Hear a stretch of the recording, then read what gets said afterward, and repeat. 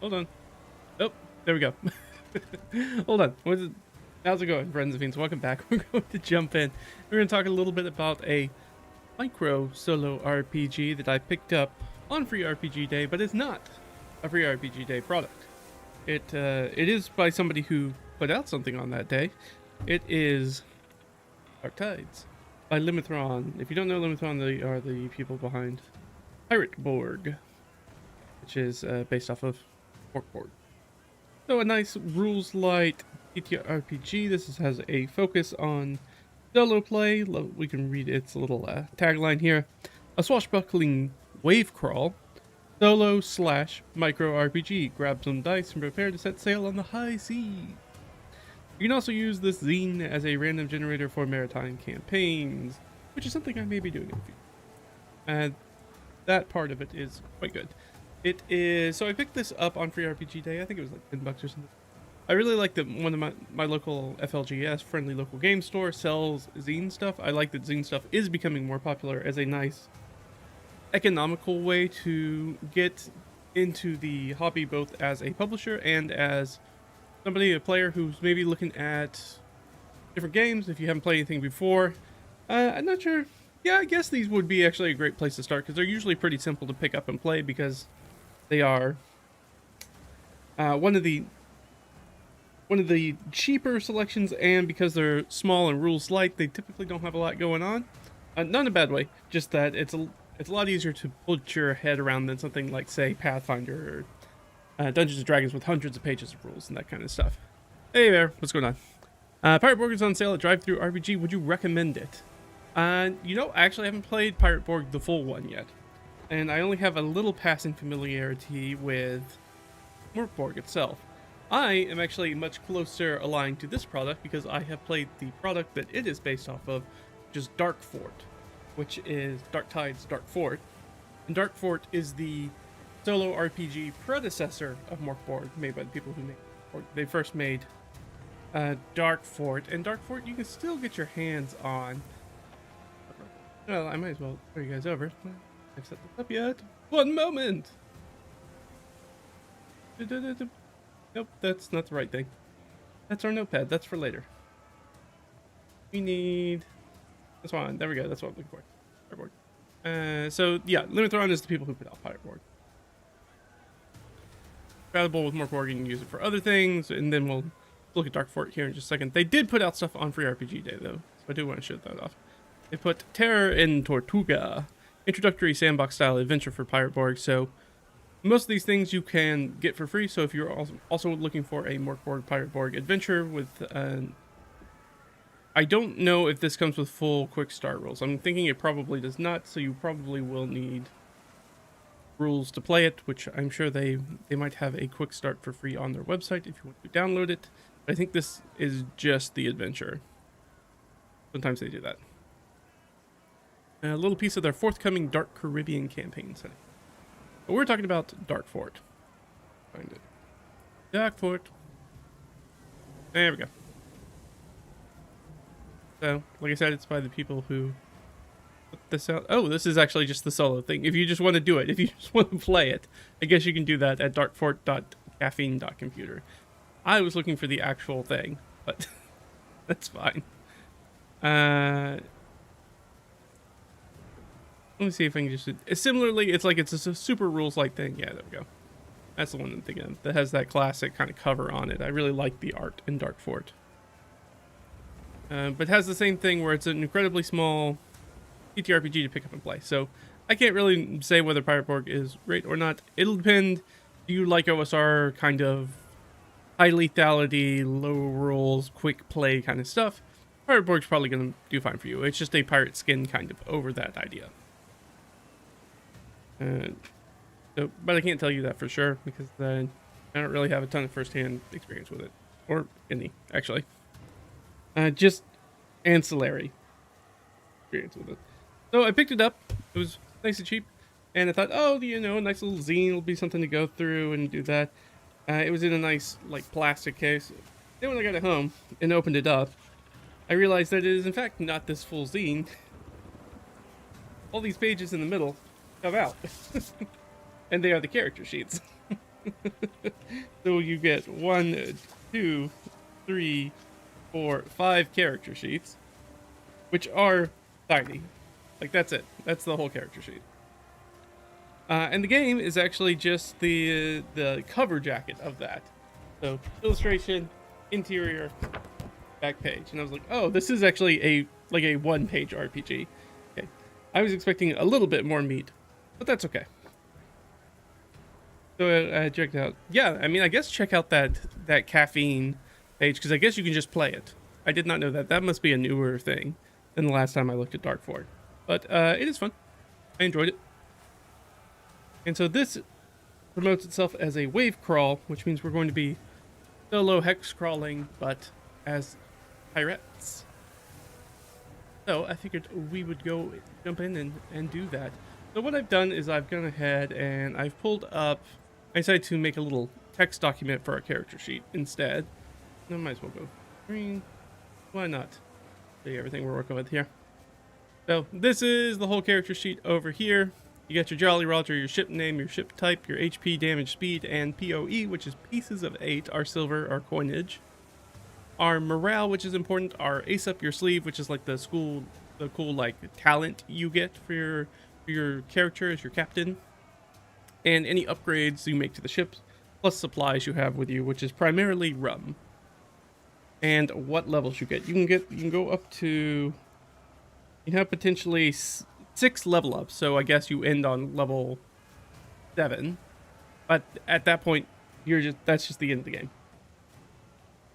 Because once you have completed all 6 upgrades, you retire as an infamous pirate legend. And so we've got some stuff on the back. So the entire back page is just how to level up. I'm gonna take the character sheets out a little bit. So the front's just the cover, and the back's got the level up stuff. On the front page, the interior front page, we have the different types of ships. Our ace up our sleeve, which we're going to roll a d6 for what kind of cool thing that we get. And it tells you what you can do at your island hideout, which is sort of your base of operations that you'll be moving in and around from. And how you do explorations. What you roll for your discoveries, which is a 2d6 table. And if during those discoveries you run into an encounter, there is a d12 table for encounters. And then a literal paragraph at the bottom about how you do combat. And that's about it. So yeah, we are attempting to get plunder. To level up, we need to bury treasure. We need to get 1,000 silver, and we need to bury it on an island. So we have to pick up 1,000 silver, is again our pieces of 8. They refer to it as both in this. So I think primarily they only in pieces of 8 in the beginning. Afterwards, I think they just call it silver in most places. And yeah, I mean, like, it's super simple. You'll see. We're gonna play it. You're gonna see how it plays. But to do that, first, we need to make our ship. So we are a pirate captain, and to help us out, I put it. Here it is. I grabbed this guy, which is from my shelf. This is Raging Swan Presses, GM's Miscellany Wilderness Dressing. I grabbed this specifically because there is a section in the back for Ocean, which I thought would be helpful. Because I know specifically, through the campaign that I play in, not the one that I run, it is a maritime campaign, primarily Under the Sea campaign, that there are things like ship names on here. So I thought that would be a cool one to bring up some of that stuff to give us a little bit more flavor. Again, it's essentially a 1-page RPG. So everything's pretty basic. So if we want to add a little bit more flair, which I feel like you would want to do if you want to keep coming back to this again and again and again and again, you're going to want some things to kind of like build out some of that flavor as you go through. Because when you have a 2d6 table, there's only 11 entries on that table. When you have a d12 table, there's only 12 entries on that table. So it kind of helps us if maybe we want to get a little bit more original content in there, or a little bit more flavor, so it doesn't feel so repetitive. So I will admit that I played this just a little bit just to see like how the rules work before I did the stream, but that's about it. I think I leveled up twice. What happened? I leveled up once because there's a thing that you roll. If you roll double sixes. If you roll boxcars on your 2d12 or 2d6 roll, you get an immediate level up. And I happened to roll that very early on, so I was like, all right, well, I got to play until I actually earn a level so I could see how that works. And I did that. So we're going to see how far we get. I highly doubt that we will beat the game. It does take a little bit of time. But let's hop down here. We are a pirate captain. That's the first thing we got to do. So our first step as becoming a pirate captain is we're going to start with a d6 times 50 pieces of 8, notated as silver or F. Come on, big numbers. Okay. All right. Could be better. But yeah, we got 200. We're going to start off with 200 pieces of 8. No problem there. And then our crew's morale is going to start at 10. Morale is important because if we lose a morale roll, which there are times you will be making morale rolls, we kind of lose our ship. So it's not good. We definitely want to keep that. And it's a roll. So we have to be careful. And we roll a d4 for our starting ship. So there are 4 types of ships. There are actually more. There are 4 types of starting ships. There is a sloop, a brigantine, a frigate, and a galleon. Let's roll. All right. It'd be great to start off with a galleon, but let's see what we get. We start off with a galleon. Okay, so we start off with the biggest, baddest ship that we can. We really like that. So we're going to start off with 25 HP, which is more than any other ship. We're going to start off with a D10 damage die, which similarly is also more than any other ship we could start off with. And I think equal speed. No, our speed's actually slower. Oh, that's right. This is actually the slowest ship. So our speed is 0-2.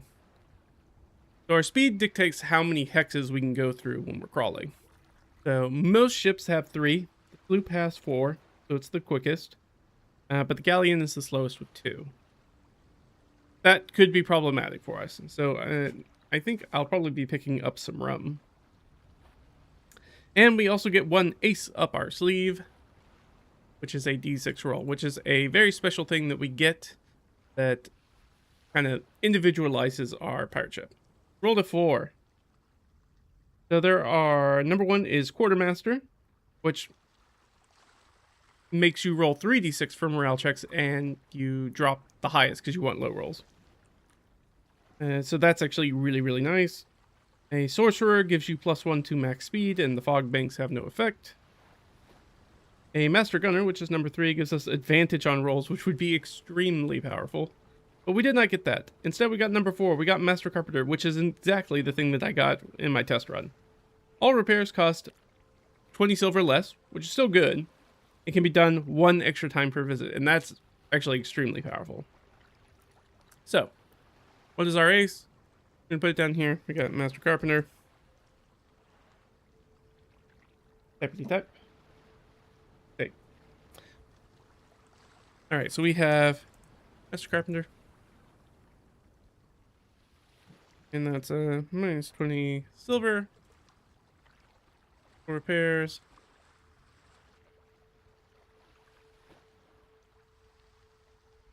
Repair twice per visit.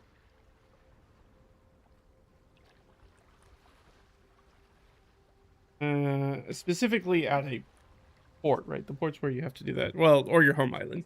Your home base you can make repairs at as well.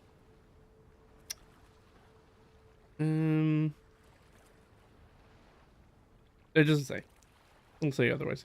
Number 5 is a spyglass. We could avoid some types of encounters, which is really nice.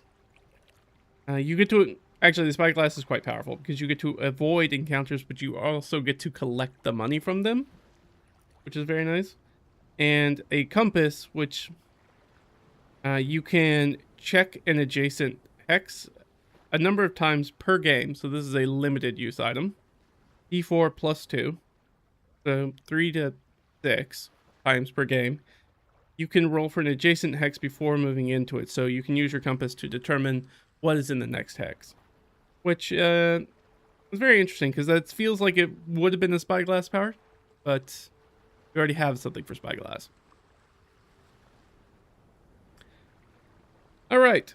Well, we know what we've got. We've got our ship. We've got our stuff. We've got an island hideout. So we're going to drop our first thing down on our hex. And then from there, we will start figuring stuff out. So I figured that we would use our hex TML. I'm going to reorient the hexes just because I always do with hexes in this setup. So it feels weird to do it in the other setup. And I'll move it further down. And we're going to clear this. And we are going to take adaptive off because I don't like the way adaptive size works in HexTML. Which is, of course, what we're using. So let's put our little island here. What am I going to do for our island?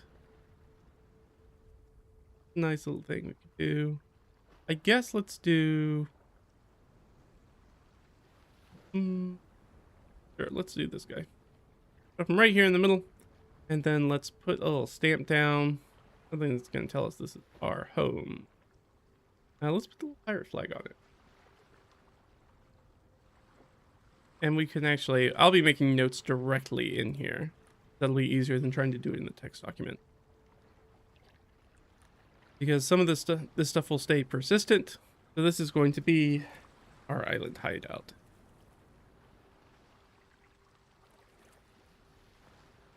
Because sometimes we're going to run across places that we know are things will be persistent in those places. Things that are not like random encounters. And those things I will probably notate. Alright. Island hideout completed. Okay. So now let's do some of the other stuff for our ship. Some of the fun stuff. We need a Jolly Roger, which there's a table in here for figureheads or Jolly Rogers. So let's roll a D100.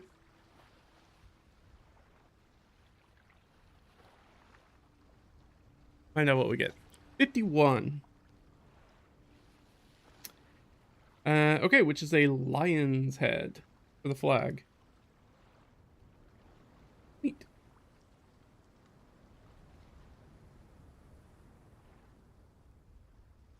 And then we can do a pirate epithet if we want. Why not? Got a lion. Actually, I think there's a way to do ship names.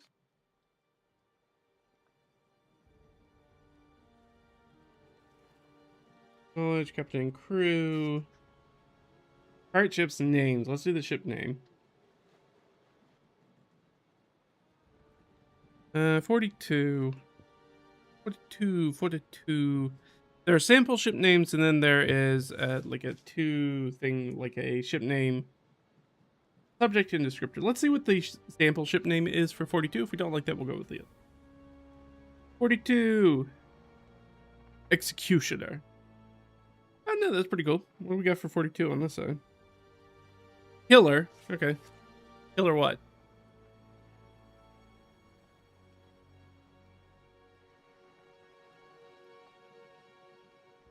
It would be the dire killer. Oh, that's interesting. They put the descriptor after the subject. I don't think I noticed that before. I like the executioner. Let's go with the executioner. We have the executioner. And our ship type is galleon. Down previously. I guess we should go ahead and bold these. That'll make life a little bit easier on us.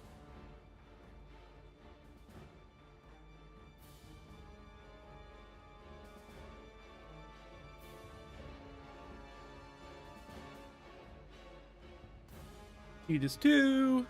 Damage is 1d10, which is good damage. Could be better though. And we've got a morale of 10. And we've got our aces. Singular ace right now. And upgrades and supplies. And levels. We're just level 1 right now. And we need a Jolly Roger. So we had that. We had that lion's head. I think I'm okay with the lion's head. That seems interesting. I don't hate it.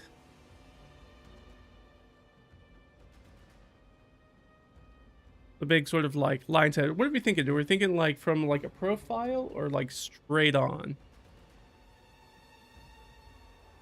I had originally thought straight on, but now that I'm thinking about it, maybe profile with like a lion's head doing a roar is a little bit cooler. Let's say a roaring lion's head.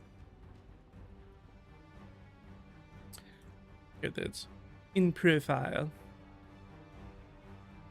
And classic Jolly Roger, so it's black with the illustration is white on black. The line art of a roaring lion's head on a black field. Good. Name the Executioner.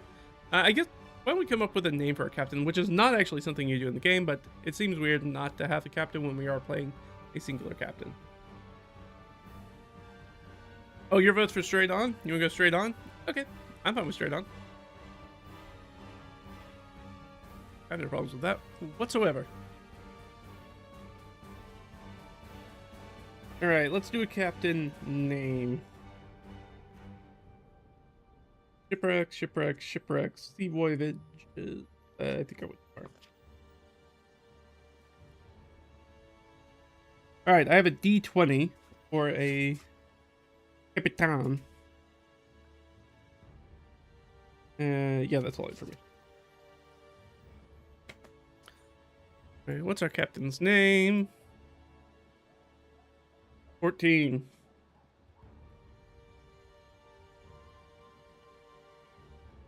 Ascari.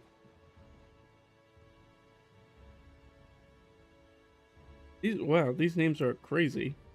I have not looked at this name.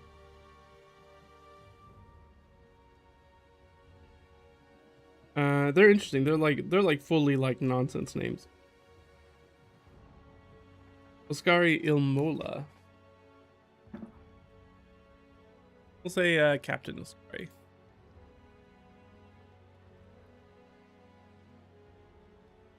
Guess we can. Okay, is there a way for me to? Ah, there is a way for me to. That's a little bit. Probably see. While we do that. All right.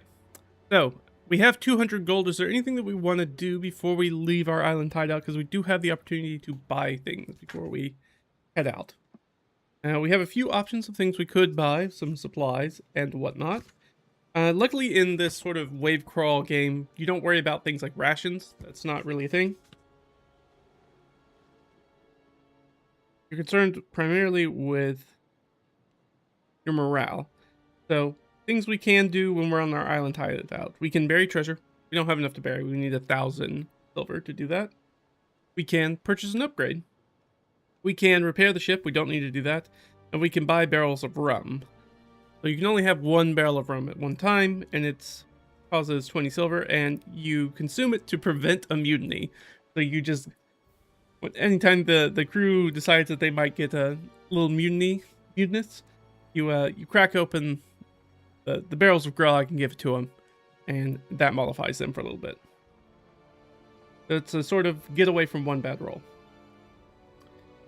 All right. So here's the thing: is that almost all the upgrades that we could buy cost explicitly 200. So we could do that, but I am worried about it because we only have 2 speed, means we only uncover 2 hexes in a turn, and because of that, you have to deal with morale action. So, where's the morale at? At the end of each turn, so that's after you do your movement, after all moves, if you did not defeat a ship, earn silver, or find new land, you lower your morale by 1 and roll 2d6. And we start at 10, so immediately we can fail right off the bat. If you roll higher than your current morale rating, the crew mutinies and you must walk the plank. You are likely eaten by sharks. So that's just a straight up game over for us. So I kind of want to take the rum. So I think that's what I'm going to do. Well, I'd love to do some of the upgrades, which allow us to do like better guns, which gives us +2 damage, trained crew, which gives us +1 to attack. Extra guns, which also give us +1 to attack. Finely crafted sails, +1 to speed. That would be quite nice. Mortar, so we deal double damage. That's a limited use item too. It's D4 uses. It costs 200 silver to get those uses. And then we have an armored hull, where you can prevent D4 damage, 400 silver. So that's the most expensive thing you can buy. All right, I think I got to get the rum, unfortunately. So let's add it in here. We got rum. Because of that costs 20 silver. We got 180. So I think we are ready to set sail on the high seas. So let's here play, and any direction's as good as any other at this point. So let's you know what, I'll move this down a bit more, a little bit you guys see, and let's zoom in a little bit.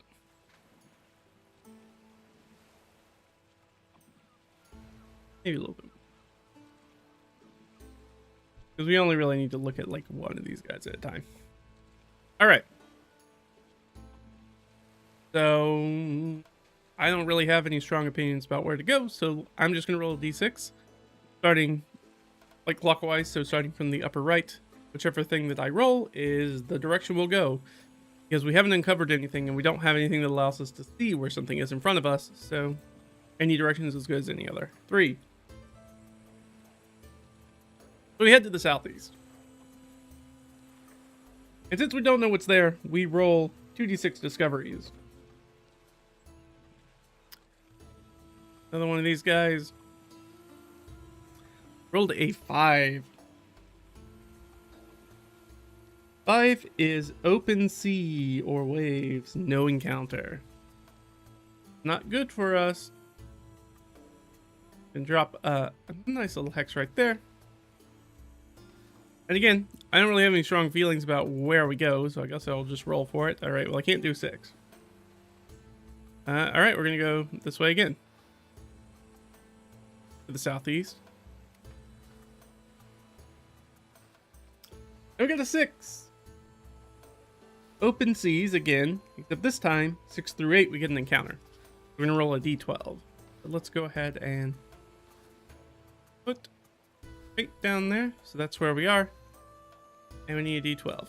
Alright, here we go. First encounter. 6 zombies on a raft. So we find basically a lifeboat filled with zombies. They have a DR6. They have HP 3 and damage 4. So DR, that's our target number that we're trying to hit with our attack roll. Now, we don't get any bonus to our attack roll, but we just roll a 20. It's very, like I said, it's a very simple game. Roll 20. So we have a good chance of hitting this. It's actually, there are a few things, there's at least one thing that's easier to hit than this, but... Oh, we didn't make it. So in the night, we bump up against these zombies on a raft who clatter aboard. And are going to deal a d4 of damage to our ship. That includes our crew and everybody, flies and all that stuff. And we take 3 damage. Ouch. Alright. Gives us another option to attack. Okay, we hit this time. So we get to do a d10 of damage. And we do 2 damage. Alright. They have 1 more hit point, which means that they get to deal their damage back to us. Deal another 2 damage to it. And I'm going to go ahead and put that as 25. Another attack from us. Okay, successful. Can't roll less than a 1 on our damage. So we defeat these zombies on a raft. You know what? I am going to put a note. No, that's not how this works, right? I have to double click. I was like, well, I'm going to put a note for the open sea we went through, so confirm it's open, but I don't believe it works like that. Alright, it's been a minute since I played. Whenever you re-enter an explored sea hex, roll a d8 for all the account. Okay, so we don't need to do that. Unfortunately, that is the end of our day, but we do claim 40 silver. So guys, we're already in the black. It's nice to have. We're in the black. Yarr! Let's get some more piratey music. Piratey. Do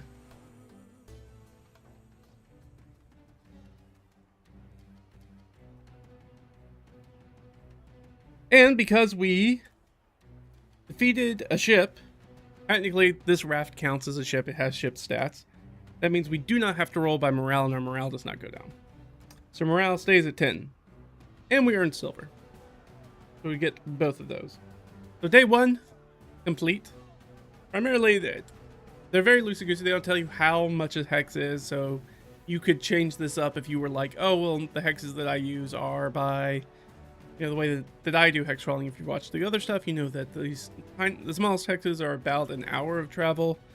And then anything above that would be roughly a day of travel. So these hexes to me would be a little bit closer to about that 10 nautical mile hex.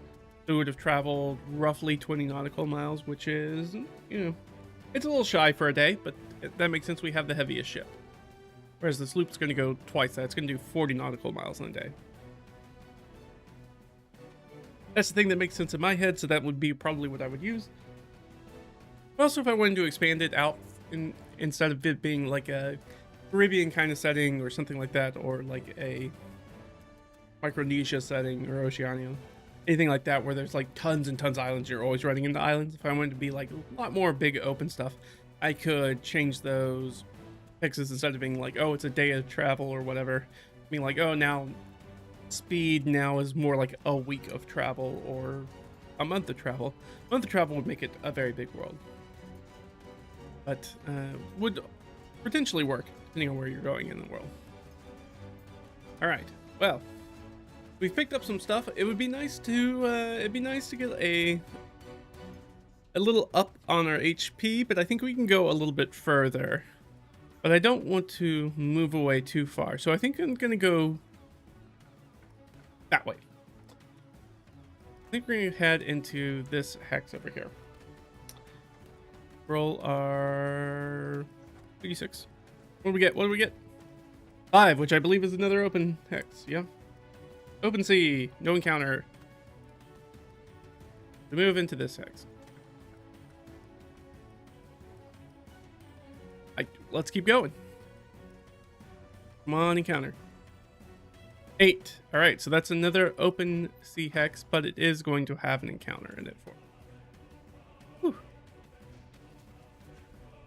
We're gonna roll a d12. Here we go. Here we go.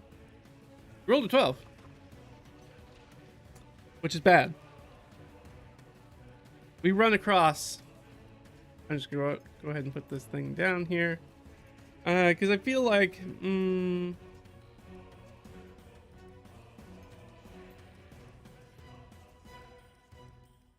yeah, discoveries would be places they okay, so I'm not going to put the thing down.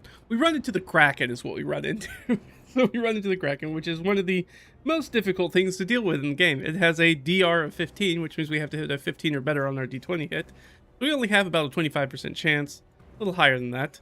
30% chance of actually hitting it with any sort of attack, and it has 16 hit points, which is just slightly under us, and it has a d12 damage die.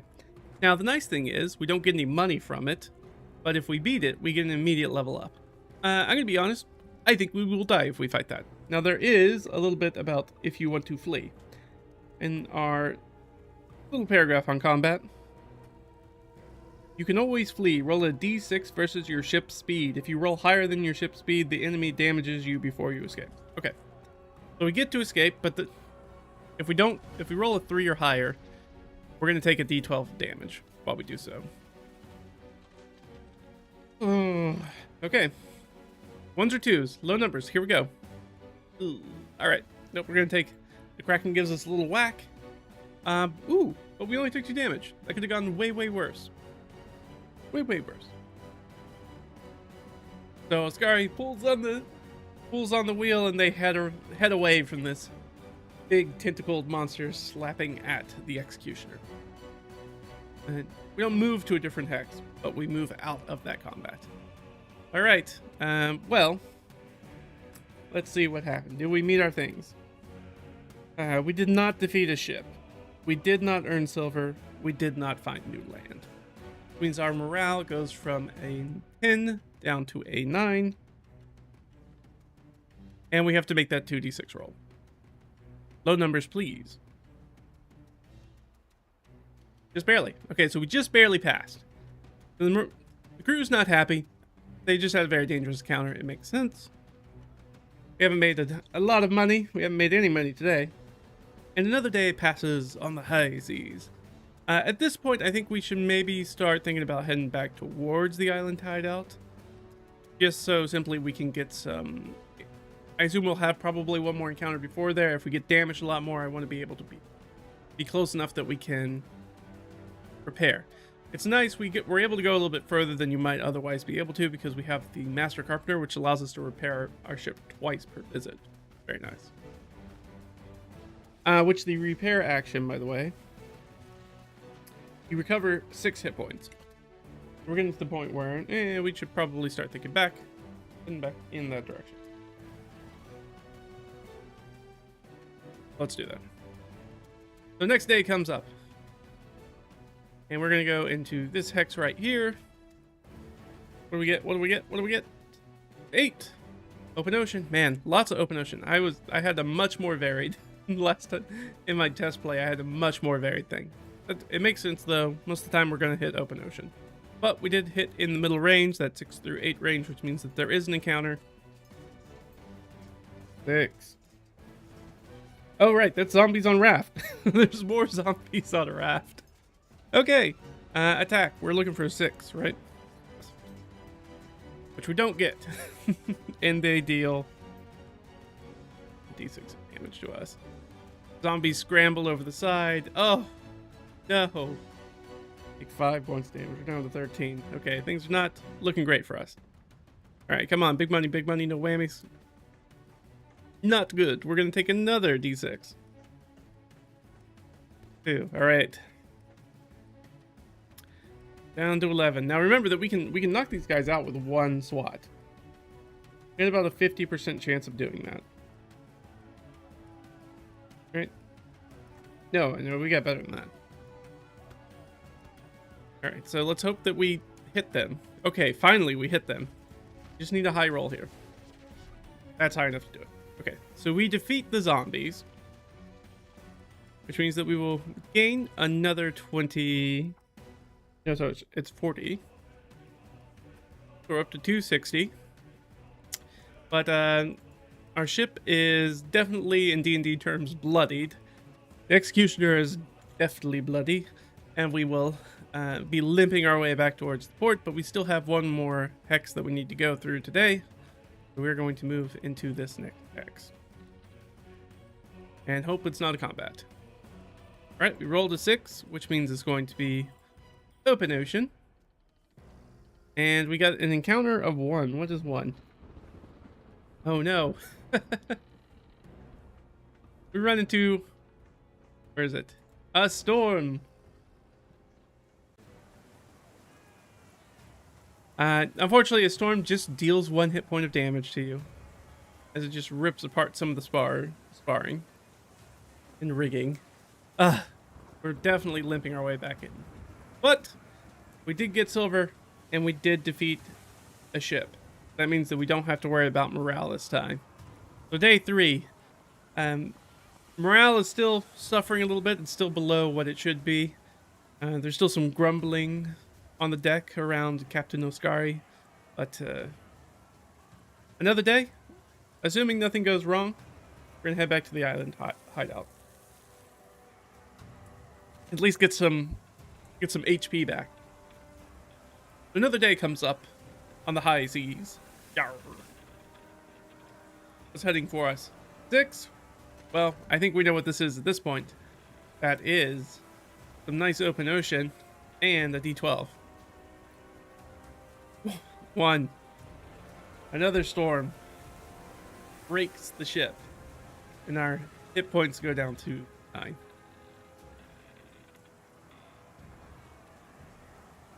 And we finish our action by limping into port. I go ahead and put our morale down to 8 because guess what we didn't do? Didn't defeat any enemies. We didn't get any silver. And we didn't find any new land. So we gotta roll.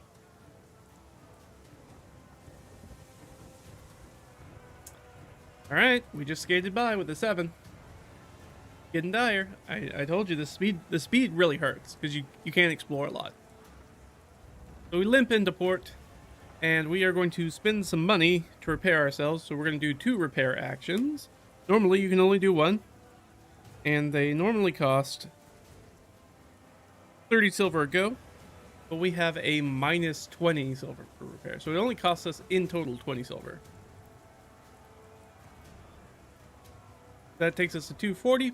And we get to add 12 hit points.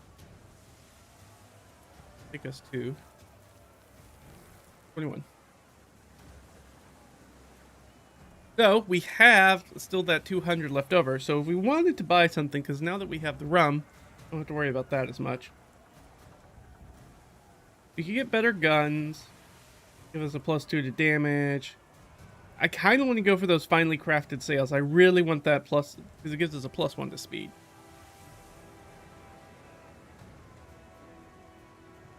So we've got something that can give us +2 to attack, something that can give us +1, or +2 to damage, +1 to attack,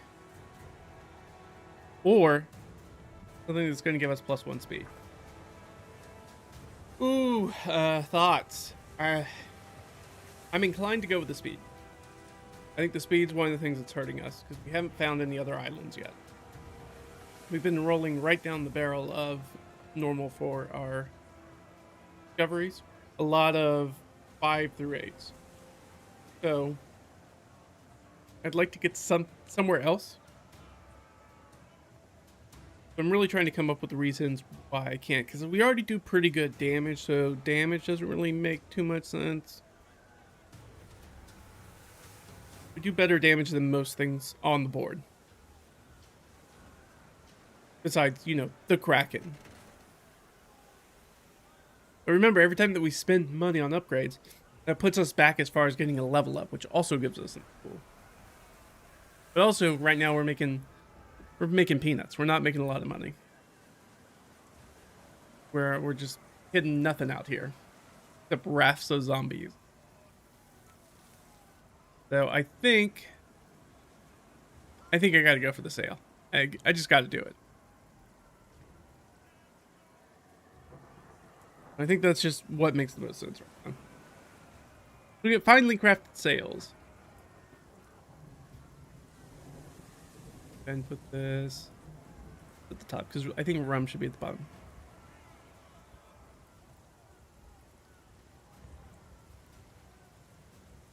We get some finely crafted sails. How crafted are they? They're finely crafted. And that gives us a +1 to speed, so our speed's going to go from 2 to 3. They exceptionally nice bonus.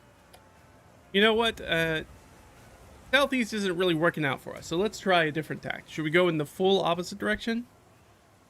Try to head up this way, maybe? Maybe see if that's a little bit more lucrative for us? Thinking so. Thinking let's try to go this way. And, you know, high number, I'll take the... Okay, so let's head due east. That's west. I know directions, I promise. And we find, say it with me, open ocean with an encounter. Alright, here we go. Alright, D12. Now, you know, if we ran into the Kraken, we could at least try to have a go at it. But we'll see. 2! We come across a siren's call of mermaid, which actually improves our morale. And superstitious stories that we find are true, and our crew is hardened by the pretty lasses of the sea. and we move again after we raise our morale.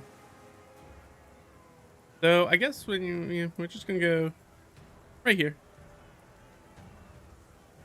Go 7. We know what that means. Open ocean with an encounter. Here we go. 4. Guess what 4 is? Nothing. That is the one spot on our D12 table that just actually just says there's nothing here. We find nothing. Which means we went, we did not find land, we did not defeat an enemy, we did not get any silver, which means that our morale goes from that 9 morale that we got back down to the 8. We got it, and we lost it. So, okay. And under Captain Oscari, crew begins to grumble once again at their lack of prizes. 56, come on, low numbers. 7, all right, we just skipped under it again. We're good, all right. Where do we go from here? We just got to keep going, I think. We got like 3 around us, so I'll do a D6. 1, 2, 3. All right, we're going to shoot this middle area, so we're going to go to one that's just west of us. And we get a 4. Oh, it's a fog bank. Okie doke. What do we want to do for fog bank? So move 1 hex in a random direction, roll for a discovery and or encounter. Which I don't believe counts as one of our movements. It doesn't make it clear, but I don't think that counts as one of our movements. I think it's like, oops, and maybe you'll have an extra thing that happens. So how do we notate? I guess we'll do...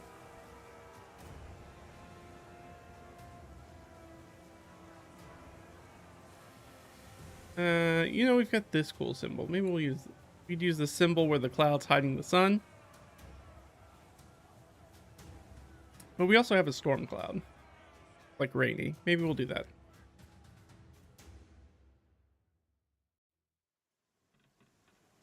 So we're going to drop that down. We're going to go ahead and put these right here. Wrong thing. I need to... That is a stamp, please. Here we go. And I'll go ahead and put fog bank up there, because that fog bank's presumably not going to move. You don't re-roll for discoveries, you re-roll for encounters when you enter. That is sort of a permanent fog bank. Alright, well we have 6 areas we can go into. We'll just go around clockwise. 1, 2, 3, 4. So we're going down here. We move into a random hex and roll for an encounter. Roll for discovery and or encounter. Okay. Oh, I forgot we moved up our speed. So presume that at the end of this is when we would have made that morale check. We just upgraded the speed. I should remember that. Ooh, I rolled a 2. It is a maelstrom. No. No. This is not good for us. This is not good. All right. Let's go back and let's do with lifeboat.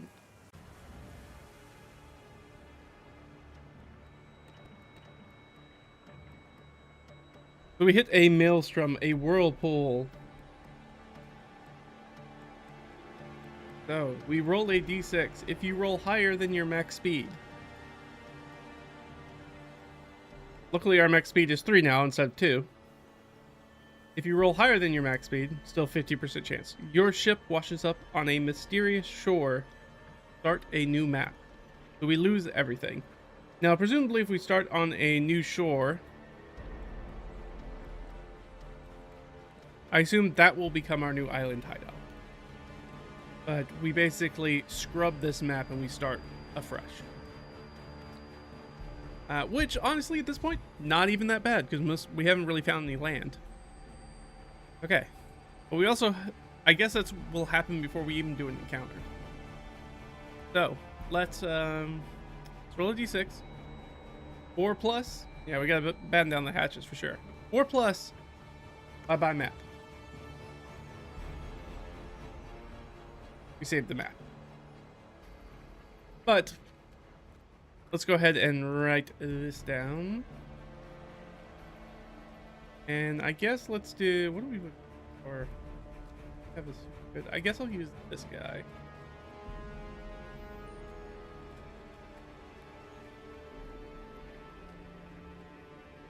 Maelstrom.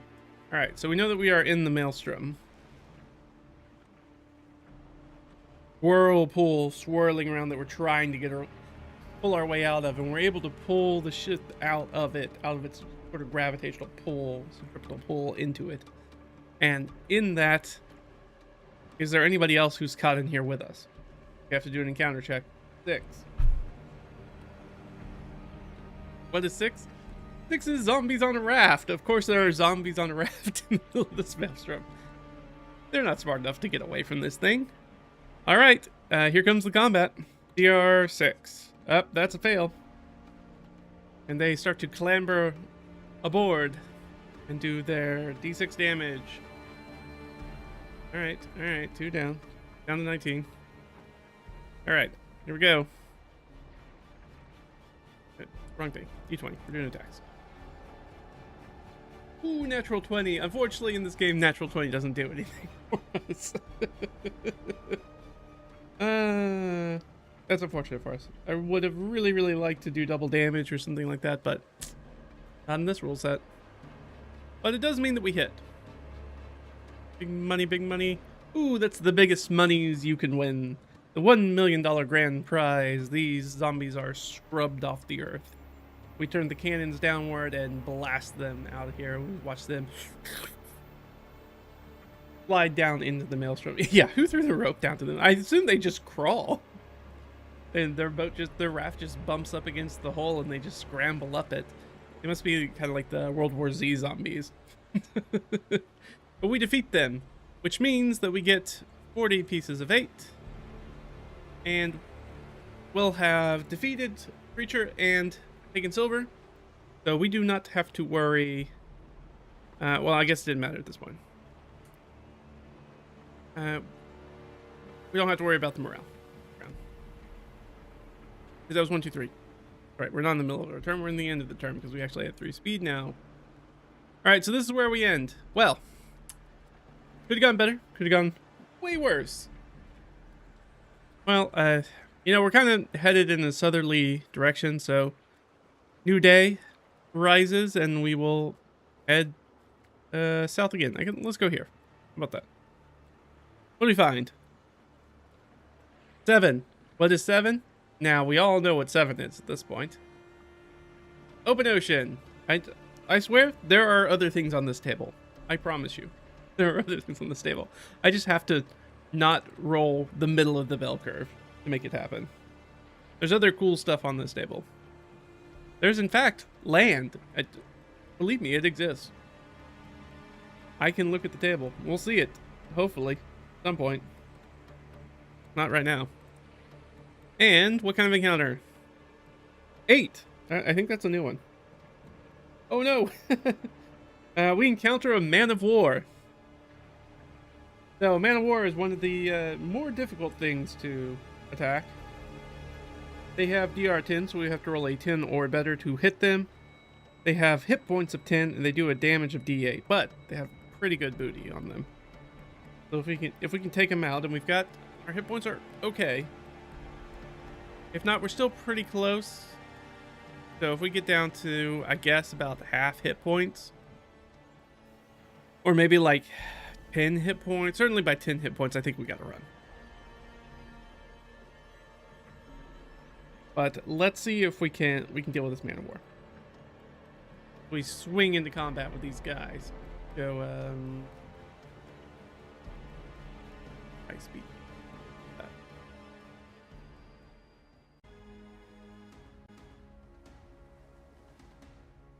Swing in against the man of war, which is like a frigate. So it is it's pretty powerful. It is the like next lowest ship from the galleon in size. So it's quite powerful and it's a little bit faster. It's as fast as we are now, though. All right, we go to hit 10. 10's exactly what we need, right? Yes. Whew. All right, D10 damage. Here we go. Big money. 9. 9's very good. Okay, so they have 1 hit point. They are still limping, though. Ooh, and they're going to do 5 damage to us. We're going to go down to 14. Okay, alright. We're still in this fight. We can still do this. It's definitely worth giving it another run. We got a 55% chance of knocking these guys out.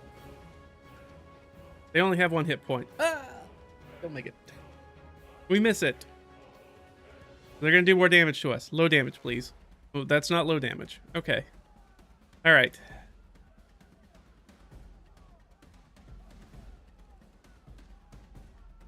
We're down to 8 damage, which means they can sink us if we screw this up.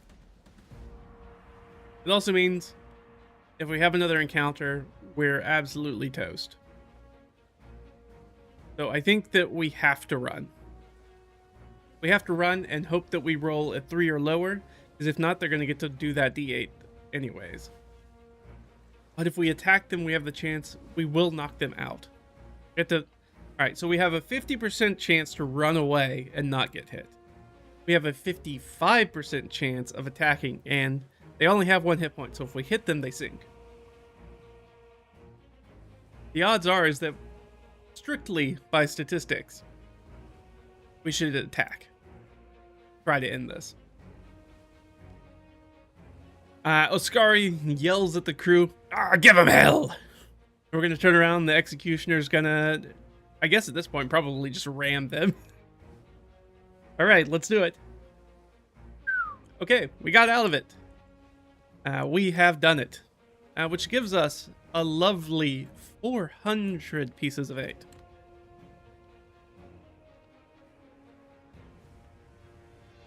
And we knock them out. Correct. Alright. Well, at this point, we have to, I think, beeline back towards the island hideout because we got to do repairs, like, now. So we've got 2 more hexes we can go through. So what's in this next hex to our east? There is... Wait for it. Open ocean with a potential encounter. 7. The merchantman, a brigantine. Okay.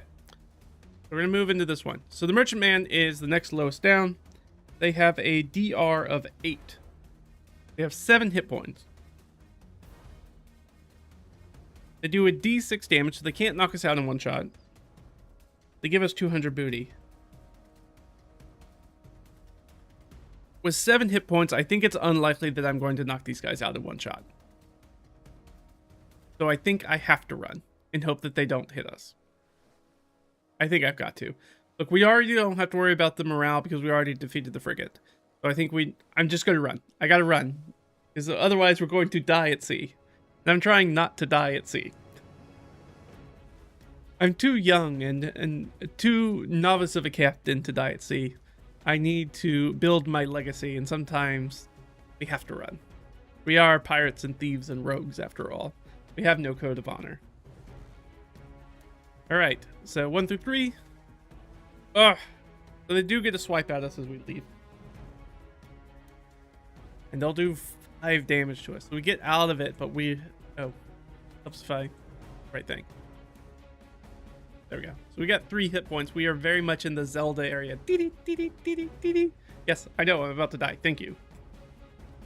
Okay. All right. So we're gonna move on to this next hex. We're just making a run for it, hoping we can get back to get some repairs. 9. What is 9?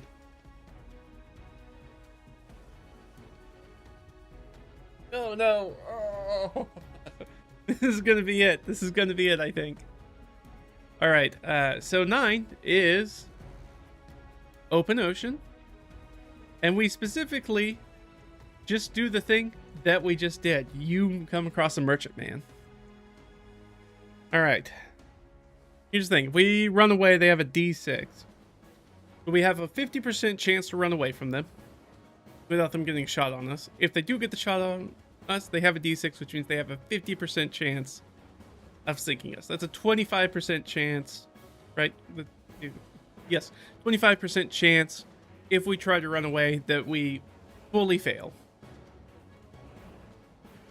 If we go in for the attack, there's a 50% chance if we don't knock them out in one round, we don't immediately knock them out, that they will kill us. So I think we still gotta run. I know I want to attack them, because I know that it's like, there's a chance. We got a 40% chance we can knock them out, but that 40% chance is lower than us running away and living to fight another day, because they have a high enough health that it's going to be difficult. So I think we got to run again. Okay. Now remember, 1 through 3, they don't even get a shot at us, which is what we want.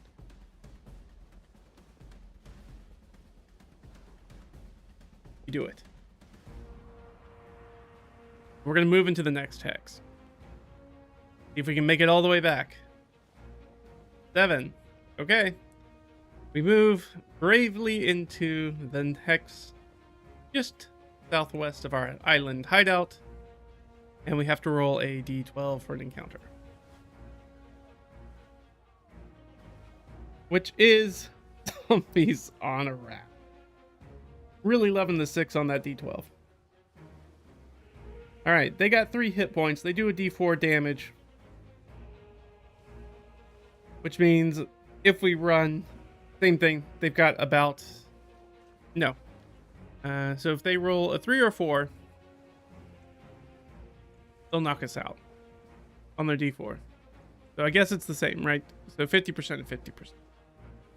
Okay, so they'll knock us out. So 25% chance if we run that they're going to kill us. If we attack them, we have a 75% chance that we will hit them. And a pretty good chance, an 80% chance of that, which, what is the math on that? So we have, what is that? That's... So a 56% chance that we're just going to knock them out. That is slightly above us running away. Right, because that's...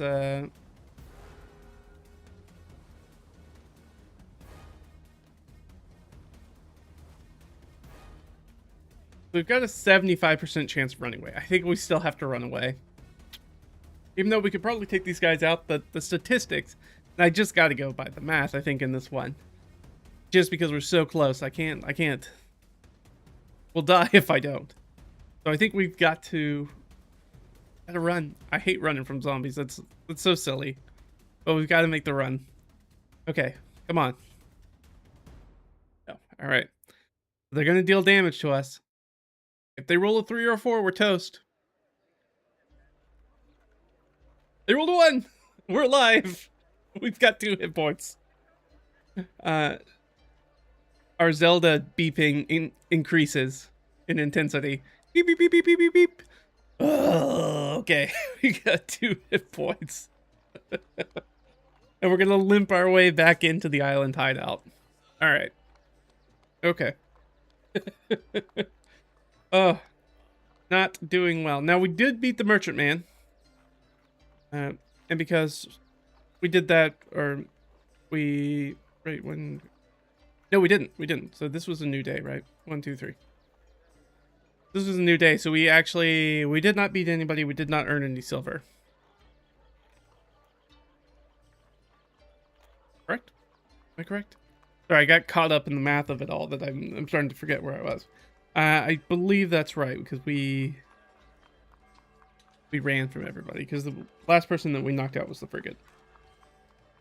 So we do have to roll for morale, and our morale goes down to 7.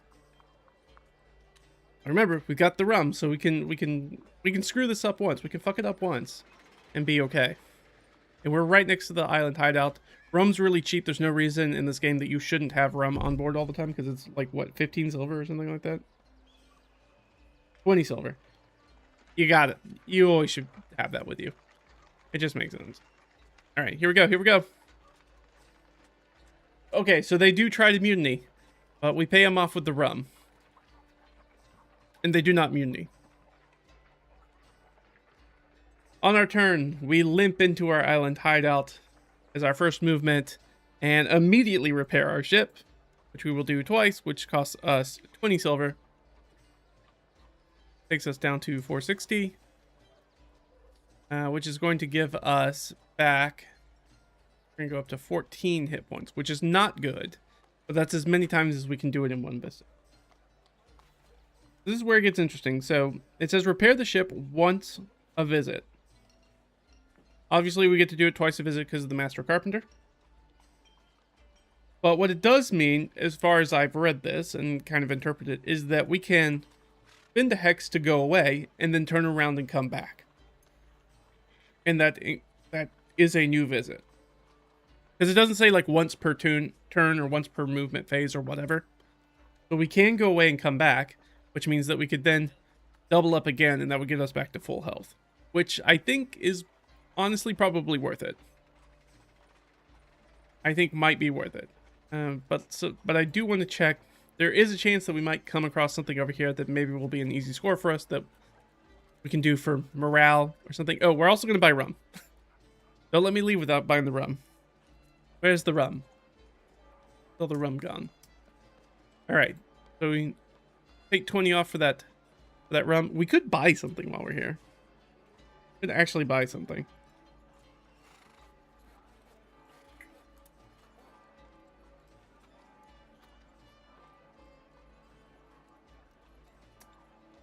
I'm very tempted to go for better guns. Technically, we have 400. We could buy two things. Ooh, or we could buy the armored hull. We have enough for the armored hull. It would take most of everything we got, but it's almost worth it. It would still give us 40 gold in case we need to buy rum 2 more times. We go for the armored hull? We could get the better guns and a trained crew for the same cost. Or extra guns, whichever. Which would give us a +1 to attack. So we can either get +1 to attack, +2 to attack. So if we want to spend all 400 gold, we can get a +1 to attack and a +2 to damage. We can get 2 +1s to attack for a +2 to attack. Or we can get the armored hull, which will allow us to take off a D4 of damage every time we get it. I'm going to be real honest, we're getting our butts kicked out there, so I kind of want to go for the armored hull. We're just getting absolutely hammered out there. So I think at this point our ship is more cannonball than it is ship. Real ship at Theseus situation. Except it's just mainly cannonballs at this point. So I think I'm going to go for the armored hull. I think I have to. So let's spend it. It'll give me a little bit more confidence about going out here. Got the armored hull. And then over here, I'm going to put -1d4 damage.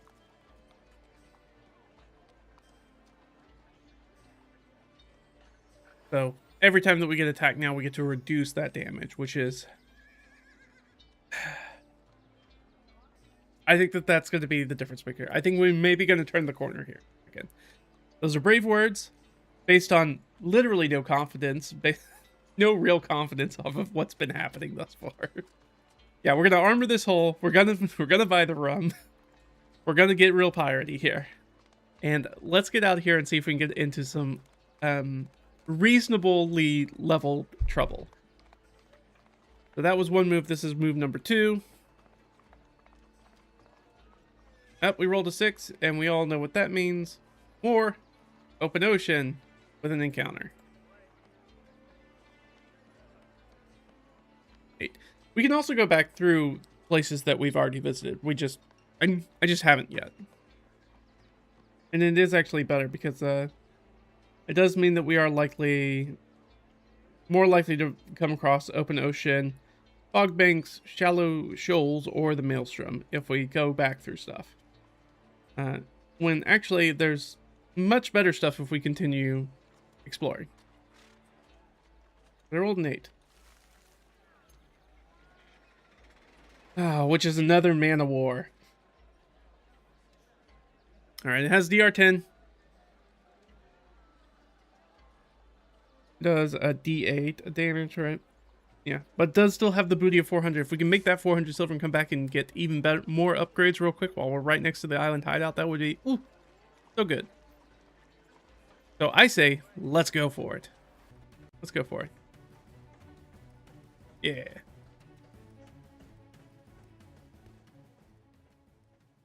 Actually, let's do this one.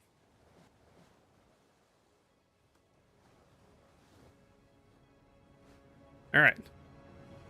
We're going to come into contact with this frigate. We need a 10 or better.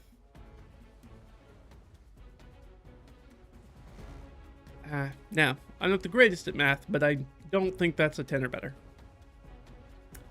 That is unfortunate for us. We're going to take some damage.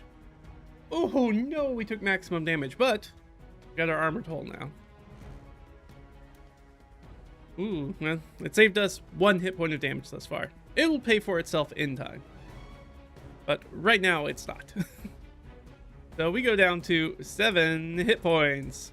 So we basically just ate an entire repair action. Well, at 7,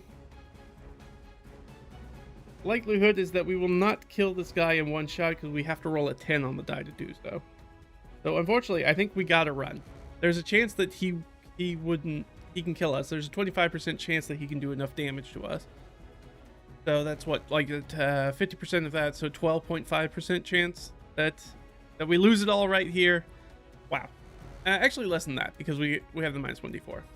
So it's less than that. So we should definitely run. Whereas if we attack, there's likely that we got to do this twice. So we're going to run. Alright, we're going to take the hit. And so we run back to the island. 5 points of damage. Come on, big number, big number. Alright, we're only going to take 3 of that. As we limp again back to our island hideout. Not great. But unfortunately, that means that we did not discover land, we did not earn silver, and we did not beat a foe. Which means our morale goes down by 1. We have to roll. I feel like we're in the death spiral. Feel it. I feel we're in the death spiral. Alright, here we go. Bye, Rum. Rum's gone. Right, new turn. Well, first thing we're going to do is buy some rum. Cost us 20, so we're going to get that back. And we can repair a ship, and if we do that, we're just going to be fully out of money. We'll be fully out of money. I mean, we got to. We can't be sailing around with 4 hit points. That's not going to work for us. Whew. Now, in the previous test game I ran, I mostly ran across loops. I rolled a lot of 5s on my encounters instead of 6s, which is really great. It doesn't give you a lot of booty, but it does. They are really easy to defeat, and they give you morale. I had maxed out morale at 13 most of my early playthrough. Everything went just right for that playthrough, including dealing with a rival pirate captain we have not dealt with yet. Okay. I mean, we gotta spend it. I gotta spend this. We're down to 0-0. We are flat broke. But we are gonna get some. We're gonna go up to 16. Alright, well, now we're in it. Like, we can't do anything except attack. Because there's no place for us to go. That's not technically true. There are places that if we keep exploring, there's chances that we can come across islands that have stuff on it. We just have to roll a freaking island or landmass, which we haven't done yet. We have not done yet. Okay. And we're pretty much just going to fail morale checks now, going forward. Alright. Let's explore this one last place over here. New turn, here we go. 8. Well, we know what that does. Here, and then we're going to roll for an encounter. Come on. I really want a 5. It would really help us if we got a 5. We did not. We got a 12, and you know what the 12 is? It's the Kraken. Well, this guy has 16 hit points. He's got just the amount of hit points we have. He does a d12 of damage. We do a d10. We only got like a 30% chance to hit him, we got to run from the Kraken. The Kraken's just not going to be a fight that, unless we're exceptionally lucky, and let's be honest, in this playthrough, we have not been. We have to run from this Kraken. And just hope that we roll low on the D12 damage. Yep, we're going to take the SWAT. Here comes the SWAT. Ooh, not a good SWAT. Alright, but at least we get to knock 3 of that away. We're only going to take 8 damage, which halves our damage.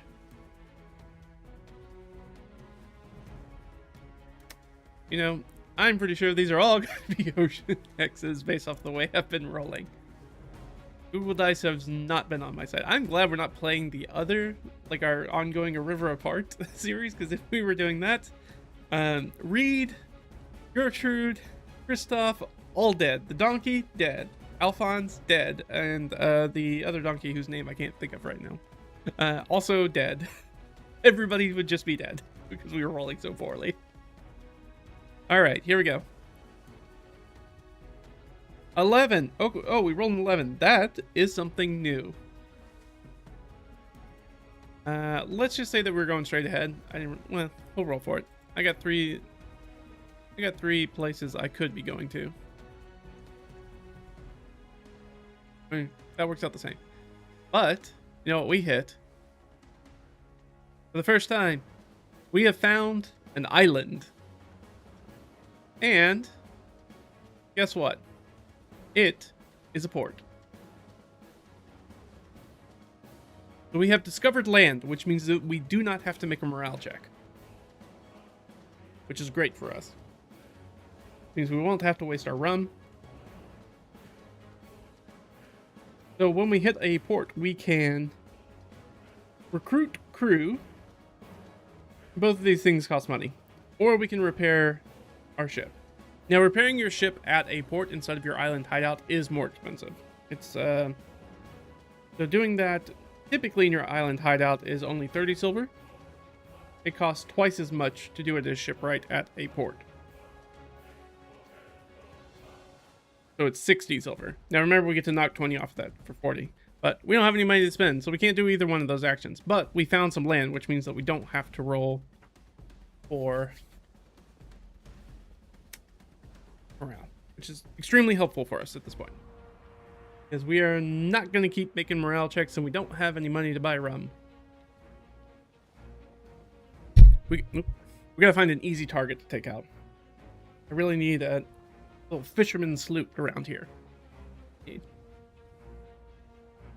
Should we give this place a name? I can't remember if there's like port names. Random encounter, shipboard events, minor encounter, wreck, random encounters, assigning a pirate ship, flags and figureheads. I bet there should probably be a name in here. Oh, you know what? Probably not, actually. Because this is the wilderness dressing. But it's not going to have stuff about, like, settlements. Primarily. Yep, nope, not really.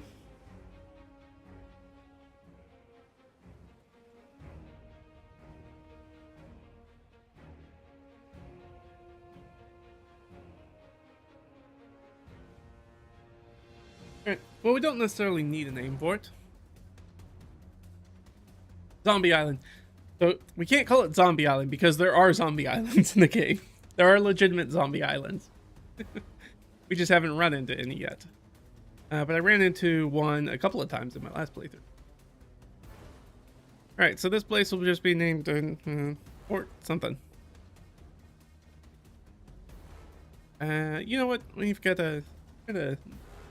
Nah, I don't have it out. I was like, oh, I could roll on one of my... here? Yeah. Alright, let's roll a d66, because I do have a thing that I can roll on real quick that's just like a descriptor. So what one's this port called? 21. Nothing sacred, profane, or worship. We'll call it Port Redemption. How about that? Let's hope that that's foreshadowing for us and things will be getting better for us. Unlikely, but hey, without hope, what do we have? More zombies probably on that, on rafts. All right, so we are here. We can go one more place. I really want to stick pretty close to the island hideout if I can. Simply because that's going to be much cheaper repairs, which is what we need to do, than Port Redemption. I think let's go here. 8. Well, we know what that is. More water. Come on, come on. I'm really looking for a 5. That's the Kraken. I have picked the most dangerous waters, apparently, to put this solo wave crawl in. Like, literally the most dangerous place we could. Obviously, we have 8 hit points. We can't fight the Kraken. What are you doing? To get the hell out of here. Alright, well, we're going to run, obviously. And we're going to be able to get away without getting attacked. We're not going to take that damage. Alright, great. Okay, perfect, perfect, perfect. Maybe we just do a wheel around Port Redemption. This area. Just to see if we can find something. Anything that's going to keep us close to a port where we can, if perchance we come across some money, we can very quickly buy some extra rum, because we're probably going to have to end up using our rum. Or in our next turn. Or give us a place where we can do some ship repairs. I'd prefer to do those at the island hideout because they're much cheaper. But if we have to do it at Port Redemption, that's fine. So I think at this point, I'm going to take a short break. I'm going to refill up on a coffee. And then we're going to wheel around Port Redemption and see if we can make it more. Yeah, we're going to toss this navigator overboard. This person doesn't know what they're doing. Why did you only get the sea charts for the most dangerous seas in the world? They were the cheapest. I guess that makes sense. I guess that makes sense why they were the cheapest. They're the most dangerous. All right, I'm gonna take a quick break. I'll be back in just a minute, guys.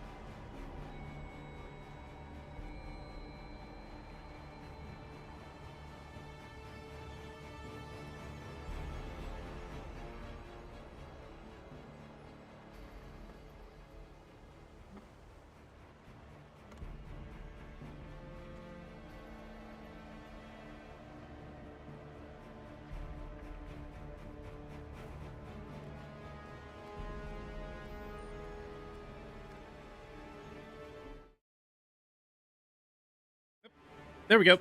I'm back. Clicked on the wrong thing. All right, there we go. We're gonna hop back in. Okay, we got 8 hit points. We got no money to our name. We're gonna try to wheel around Port Redemption, just in these coastal waters, and see if maybe we can get lucky. Otherwise, we are staring down the barrel of the end game. We are just limping our way to death. All right, here we go. 56. Hey, you know what that does? Come on, come on, come on. We got a 5. We got a 5. Yes, 5 is extremely helpful for us. 5 is a fisherman. That is a sloop. It has a DR of 4, which means you hit with a 4 or better. Pretty good. It has 2 hit points, which means we'll probably kill it in one shot. Does only 2 points of damage back. And it has a booty of 20 silver, which is enough to buy us some more rum if we need to, or if we get back to the island hideout, enough for us to get some repairs done. And in addition to that, the most important thing is that if we beat it, we regain 1 morale. It's very easy to take over. So there's no reason we should not fight this thing. All right, come on, come on. Now, don't get too excited. We can fail this roll still. Okay, the 4 better on die. That's easy. How unfortunate for us. Now, nice thing is they only do a D2 of damage. So I'm going to roll a D6. On the low, we're going to do 1 point of damage. On the high, it'll be 2 points of damage. Of course, we're going to roll max there. That's where we'll roll max. We have the D4. Come on, come on, come on. Okay, so we negate all the damage. Super useful. All right, come on, come on. What are the odds? We can figure them out, but they're pretty low. They do another D2 of damage to us. They do 1 point of damage to us. They literally, with our D4, we can't take damage. All right, 3rd time's the charm. There we go. That's a 4 or better. Finally, yeah, now we can do something about it. So we start to close on this thing, and it's like tinking little cannons at us as we close, tinking, and we keep like firing broadsides over the thing because it's such a small ship compared to ours. Then finally we get right up to it, we'd probably just ram right through it and just sink it. So we will pick up 20 silver. And with a mighty huzzah from the crew, Captain Oscari at the lead, we pick up another morale, which means it's more likely that we will actually make our morale check of a 7, which is right where we need to be. We'd love to have it higher, but it's nice to have that at least. And we move into this hex. Okay. We're moving to the next hex. Now we beat the ship, so now we don't have to worry about morale check this turn, which is really nice for us. All right, a 10, which I think is another... Yeah, that's a wild island. All right, here we go. So I'm going to put down like a little jungle island. Let's do that. Our wild island. So we come across, so I guess that's potentially part of the same area as Port Redemption. Maybe this is a larger island than we thought of. But Port Redemption is the only part that's been cultivated. Civilized, if you will. And when we're staring down at it, we roll a D6. Now, it's mostly good stuff that's on the island, but there is bad stuff on the island, so we have to be very, very, very, very key about this. Come on, come on, come on. 4. What is 4?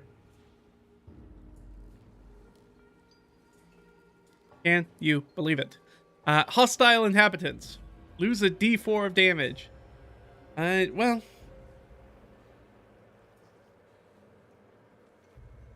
Could have been worse. Could have been better. Could have been a lot better. Alright, so we lose a D4. It doesn't say here, so I'm going to assume that we still get to add our ship's armored hull to that.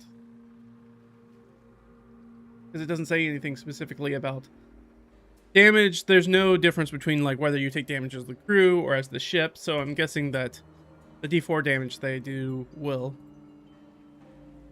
also be subjected to the armor. They do 3 damage. We will knock out 2 of that. And this is not like the ship combat where we keep doing it. This is a one and done. But because this is a wild island, we are going to put some... We're going to put the guy on here. We're going to put... let's put the... I guess we put this hut down here. And we will put down here... hostile inhabitants. Because they can go anywhere. So, good to know there's hostile inhabitants here. Thanks. And we've got one more, so we'll keep continuing. Man, we were so close. There was a 4 out of 6 chance, that 2/3 chance that we were going to get something good off of that island roll. But we didn't. 4. Hey, guess what 4 is? It's a fog bank. That's going to throw us into a random direction. Into another random event, most likely. So, it'll be alright if it throws us into Port Redemption. Hopefully it doesn't throw us back into the hostile inhabitants.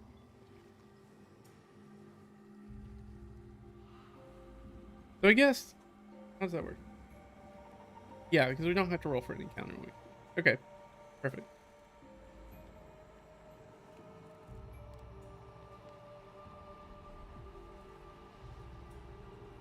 That'll be interesting if we get thrown back into hostile inhabitants, because I haven't dealt with that before. We'll have to figure out how that works. Let's go ahead and put down our little stamp, which for this we're using our rain cloud for a fog bank. And we'll just go ahead and write, hey, there's a fog bank here. Actually, we can probably go without that. And we'll put it in the secret notes. How about that? Because we got a lot of text going on here. And we already have another key that says what that is. Alright. So, once we hit the fog bank, we lose something, right? We move 1 hex in a random direction. We're going to roll a d6. Going clockwise as usual. Fun. We're going to go up here. Random discovery. Here we go. 10, which I believe is another island. Yeah. Another wild island. Alright, so we get a chance at, wait for it, redemption. On the same island that Port Redemption is apparently on. Okay. All we got to do is not roll a 4 or a 2. And everything else is good for us. So don't roll this. And don't roll a 2, please. Alright, come on. 3. 3 is good. That's a good result. Ha-ha!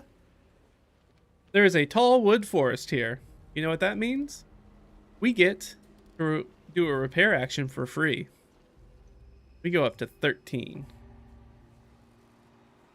Now, presumably, these things are still here. They don't go away like encounters. This is where things start to get kind of noodly, where the system kind of breaks down a little bit. Because you're like, oh, do the discoveries, because the encounters are always random, because you go back through the D8 if you've already explored that area. But presumably this stuff stays there. Because, like, you could go back to things like ports. So I assume that, like, wild islands where there are hostile inhabitants, you could go back there. I don't know why you would. It's really just places to avoid. But places like a tall log wood forest that allows you to repair, that's just a free repair action you could take. What's a good way to do that? Usually I use a little green spiral for resources, but using that for something else. So let's say, what's a good? Let's maybe use the star. I like the star. And we will write the name of this one down. Oh, wood forest.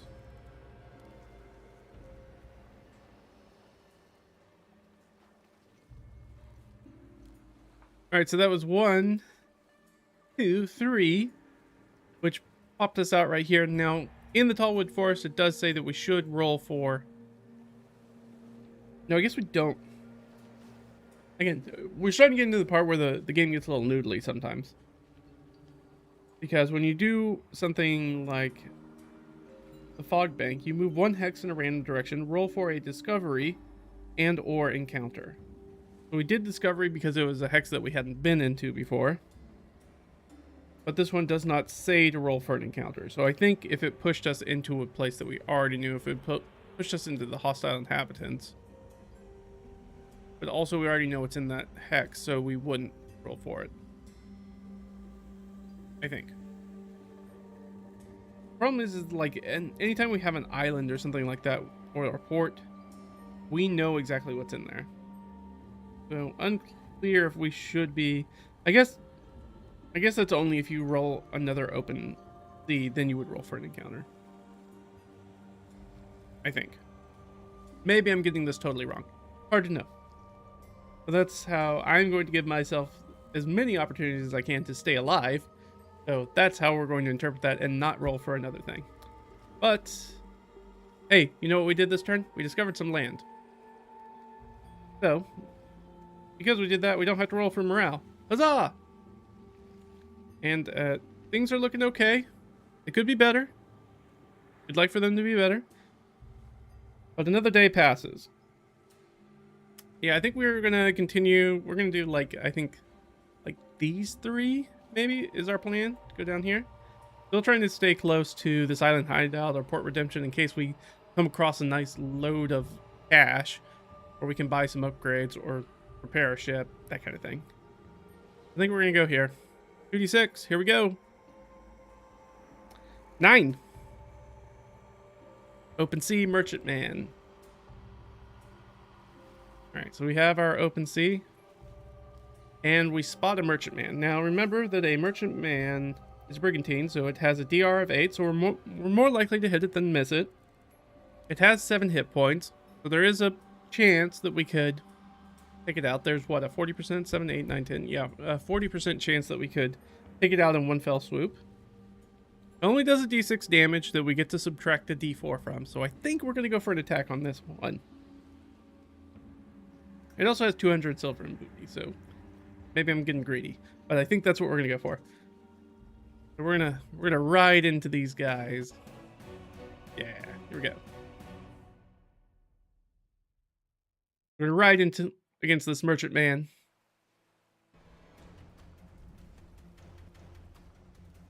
Go with our pirate fleet. All right. Yeah, here we go. So, D20, we need to hit a 8 or better. I should have gone for the trained crew, because apparently my crew doesn't have any idea what they're doing. Captain Oscari's gonna need to get the cat and nine tails out and continue the floggings until morale improves. Alright, well, we missed. Take 4 points of damage. -1, so we're going to take 3 points of damage. So we're down to 10. I think we're still in a good position. I think we need to go for it. Okay, so we're going to hit. Come on, big money, no whammies. Yes. We sink that merchantman. Huzzah! Now, we don't get any morale, which sucks. But we do get 200 pieces of 8. I will take. Aha. Now, we could get some repairs and buy an upgrade. And we defeated a ship, so we don't have to worry about the morale situation. We move into that next hex. We roll a 5, which is open sea, no encounter. That's okay. I will take it. And una más. A 3. Ooh, this is the first time that we've come up against it. We run across some shoals. So I'm going to use this to note.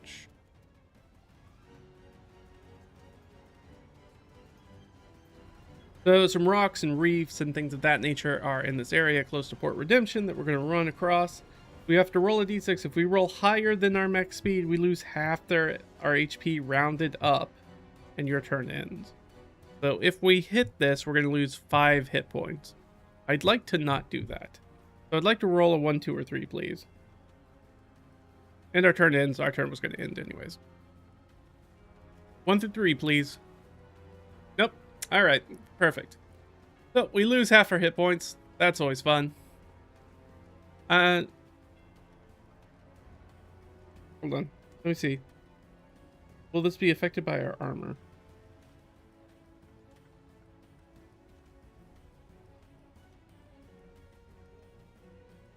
I don't think so. So Armored Hull says it prevents a D4 of damage. And then there are places like all the... like the Kraken and all the ships and stuff, they do damage. Actually, maybe I was supposed to do that for the HP. Because other thing says that you lose HP.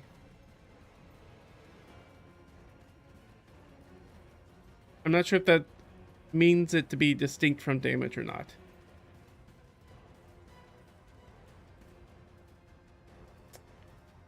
You know what? I'm going to give myself the benefit of the doubt and hope that things are in the player's favor and see if we can get some hit points back. We'll get 3 hit points back. How about that? We only lost 2 hit points. I don't know if that's right, but that's how I'm going to interpret it because I'm trying to give us as many benefits as we can after a run of being that's really just picking us right in between the legs. Really beating us up. So that's where we're going to end. So on our next turn, we could go to Port Redemption, but we could also go to our island hideout, which would save us money. If we get there, we could repair and still have the 200 left over if we wanted to buy something else, another upgrade.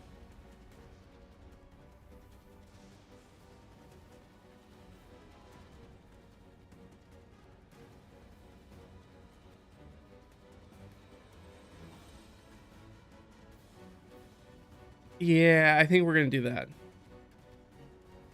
We're going to make a run for the island hideout. Which means that we might have to make a morale check, but hey. What are you going to do? Alright, so we're going to make a run for the island hideout. Which means this is an area we've been in before, which means we roll a D8 on the encounter table. We rolled a 6. Zombies on a raft, of course. Of course it's zombies on a raft. Now, they only do a D4 damage, which is good for us. But also, if we beat them, that means we don't have to worry about the morale check. It means we can save our rum. That'll hit. 4 points. They have 3 hit points. We defeat them. The zombie rafts go down without a fight. And we get 40 silver. Desperately needed. And we defeated the ship and got silver, so we don't have to worry about morale. Second room, we're going to slide into the island hideout.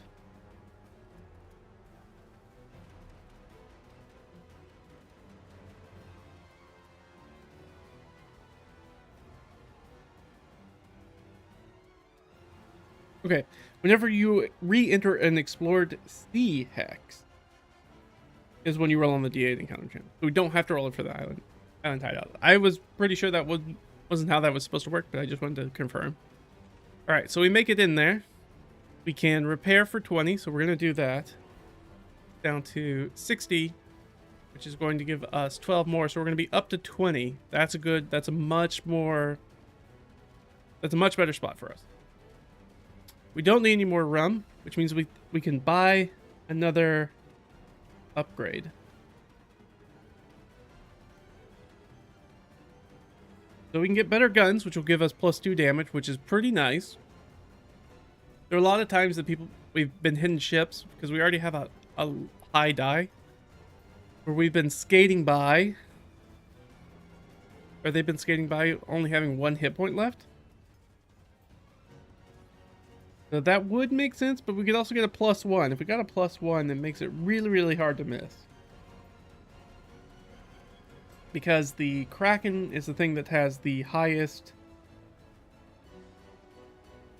DR, or difficulty rating. That's the hardest thing to hit. Most things are not that difficult to hit. Most of the stuff we're going to run across is going to be DR10 or lower. And so it helps. What do you guys think? Do we go for the attack or do we go for the damage? We'd also get a mortar, but the mortar is a limited time use thing, so I kind of want to buy that at the end. It does give us the opportunity to do double damage, though, and it doesn't say when we can apply it, so my thought is make it easy on ourselves. whether that's the intent or not, since it doesn't tell us, is that we can choose when we roll damage to determine if we want to use double damage. That way, it doesn't ever feel like we're wasting it. So if we had,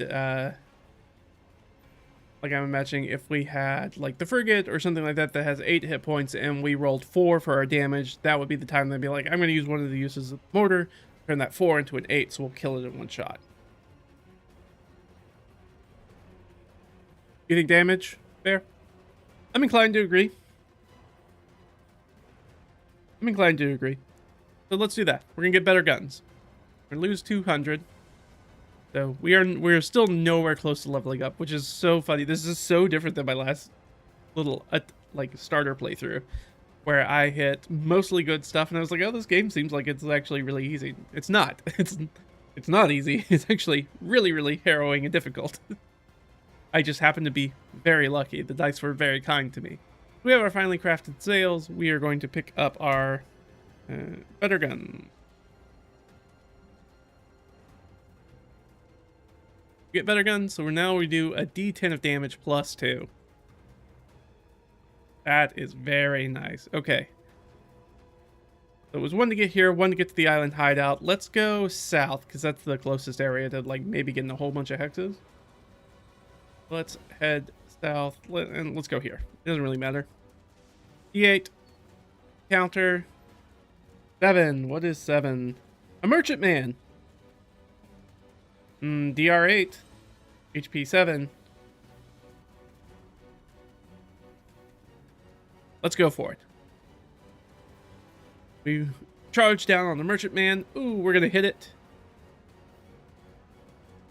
3 plus 2, so we do 5 points damage. It's still around, so it's gonna deal its damage back to us, which is a D6. Max damage, but we're going to at least take 1 of those off. We're gonna take 5 points damage. Dang. Really hoping for more than that. All right. Well, let's try it again. We're gonna hit again. That will more than clear it. The merchantman goes down to the bottom, down the Davy Jones locker, and we will pick up a nice booty of 200 silver. So we could turn around and immediately go back. We could immediately turn around and go back to the island hideout. It would be a new turn. We don't have to worry about that. This is the end of our turn. I don't really have a good reason why we don't go back and get at least 1 thing of healing in and pick up another upgrade. I mean, heck, we're already here. Why hold on to that? Because again, we're still not close to leveling up because we haven't made like a big score. Alright, well, we defeated something and we gained silver, so we don't have to roll for morale. New day, we're going to head back to our island hideout. Haha, we're back, guys. I know we were just here yesterday, but we got into another fight. So we are going to pay 10. Will get us back up to 21. And we could buy something else. Since we're already here, we might as well just spend this money. Alright, so we've got that. We can go. We gotta go for. We gotta put the crew through some training. So we're gonna get trained crew.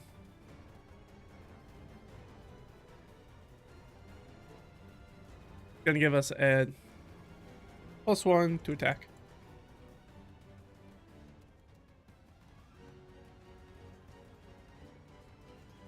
Which is nice for us. I guess I can put it up here. +1 attack. 1d10 +2 damage. Yeah, I mean, like last time I played, I ended up dropping into the level up. I picked up the new ship, which is the most powerful ship you can get. And it was really much, it was like on easy street from the start, just because I happened to go through the thing that immediately gives you a level up. But it's pretty rare that that happens.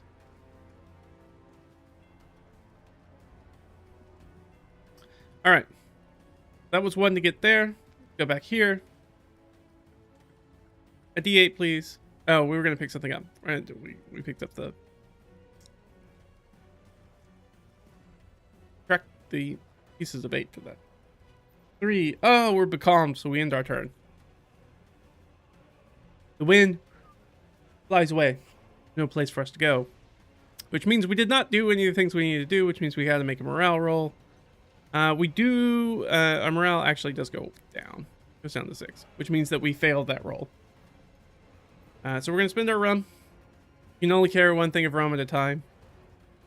So now, that becomes the hard part. So now it's not necessarily our health and our damage, it's trying to keep our morale up. Which means, remember that we can go to Port Redemption and we can pay 50 silver to get 1 morale. The morale's expensive. You can also find some things to take prizes on. But that turn ends, and it is a new turn. I mean, technically we could go get rum. That would probably be the smart thing to do. But we are kind of trapped in a loop where we can't quite get away from the island hideout. And the more that we stick around here, the more likely it is that our morale will go down. Maybe we just go for it. Maybe go 1, 2, 3. Yeah, maybe that. Okay, so we're gonna drop 1 out. See if we can find something to do. We're gonna get a 10, which is a wild island. Okay, so we got a wild island, which means that we found land, which means we don't have to roll for morale. And there is a chance that something beneficial will happen here. Remember, if we roll a 4 or 2, something bad happens, but the rest of it is good. 3, that's another tall wood forest. And I'm going to change the icon because I just saw that there's an icon that specifically asks to use a star in the game because they tell you like what symbols to put down for stuff. We can change that to here. There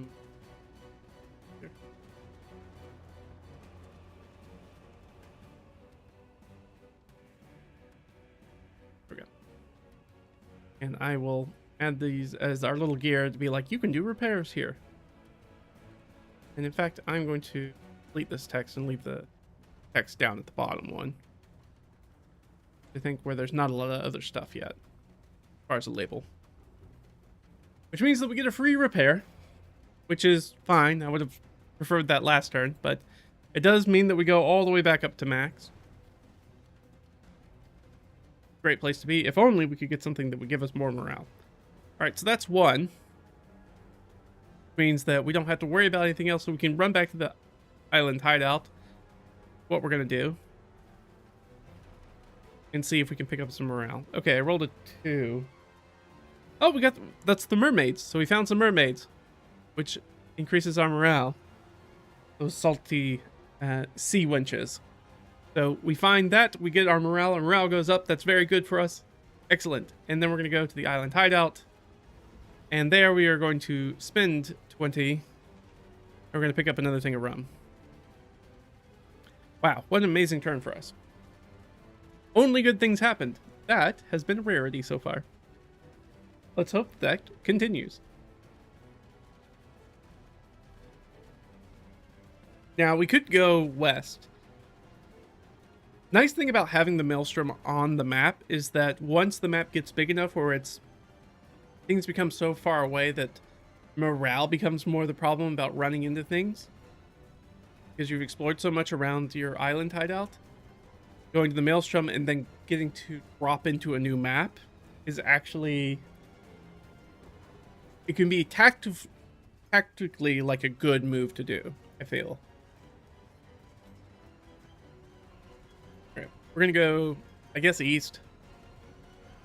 No, we should go south, because that way we have that free tallwood forest for repairs. Let's use the resources that the game's going to give us, and not just snub our nose at it. Alright, so we're going to go south. Go here. E8 roll for an encounter. 8. What is 8? Oh, it's the Man of War. Hey, we are actually in absolutely perfect situation to deal with this thing. We have max health. We have a +1 to attack. We got +2 to damage. We have -1d4 damage that we take in because of our hull. We are We have been training for this. We've literally trained our crew for it. We've gotten better guns. We have better sails. We were armored up. And we got plenty of rum. They're drunk and ready to fight to the death. Let's go for it. We got the man of war. It's a frigate. Let's kill this thing. Need to hit a 10 or better, which for us means rolling a 9, which we don't do. Right off the bat, things are looking well. They're going to do 4 damage to us that we're going to knock 3 off of.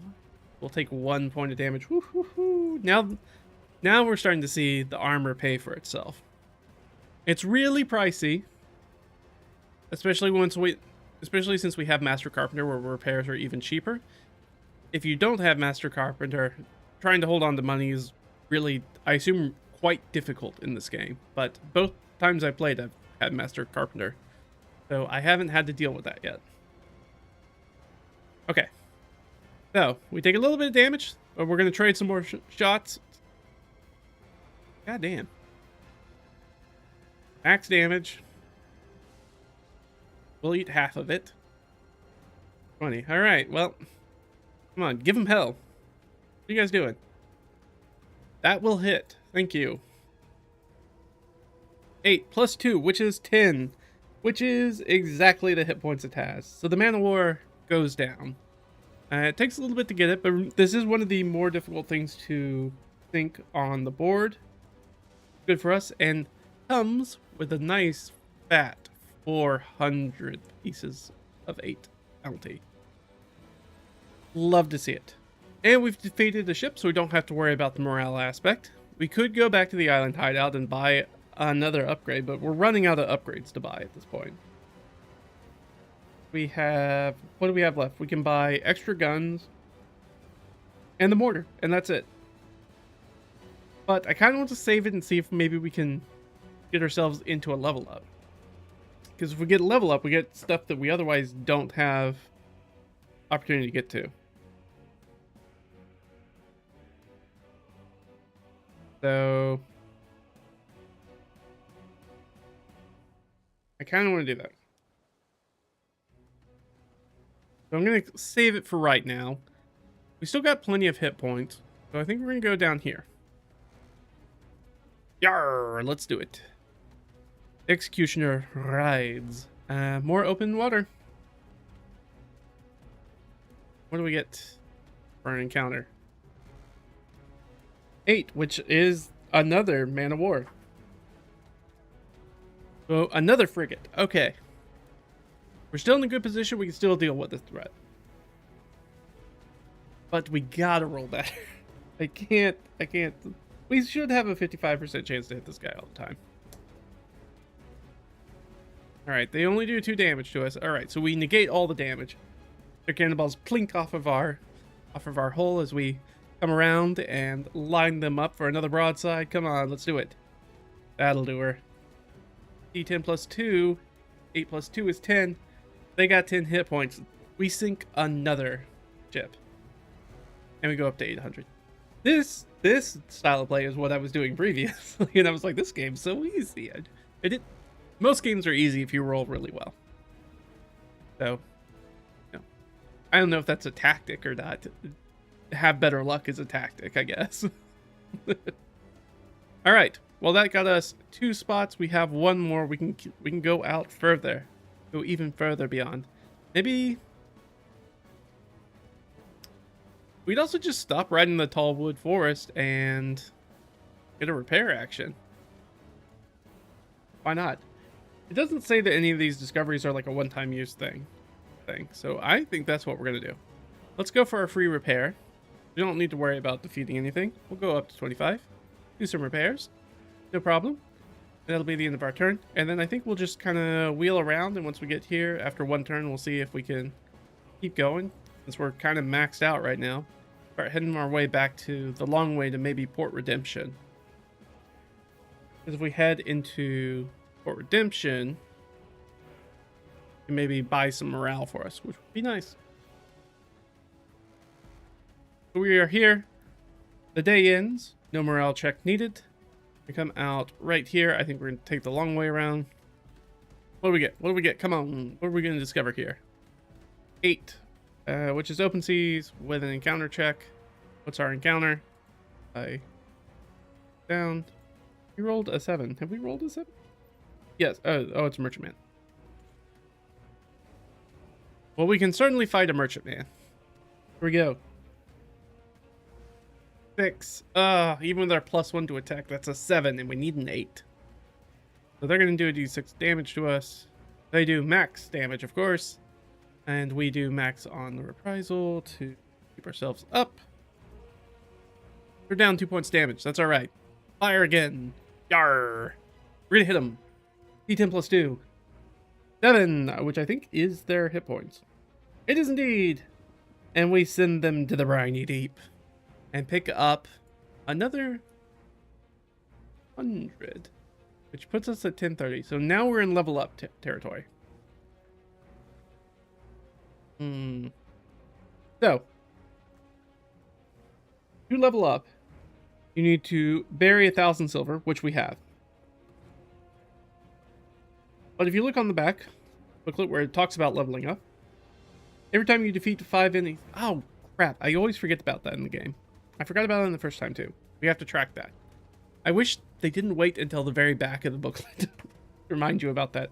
Hey, by the way, when you level up, every time you defeat 5 enemies or bury 1,000 silver on your home island or a wild island, which is the part that I was looking up, is that we can bury that 1,000 coins just right here, which we already know is a safe island that doesn't have those hostile inhabitants on it, and get the level up. We don't have to go all the way back to our island hideout.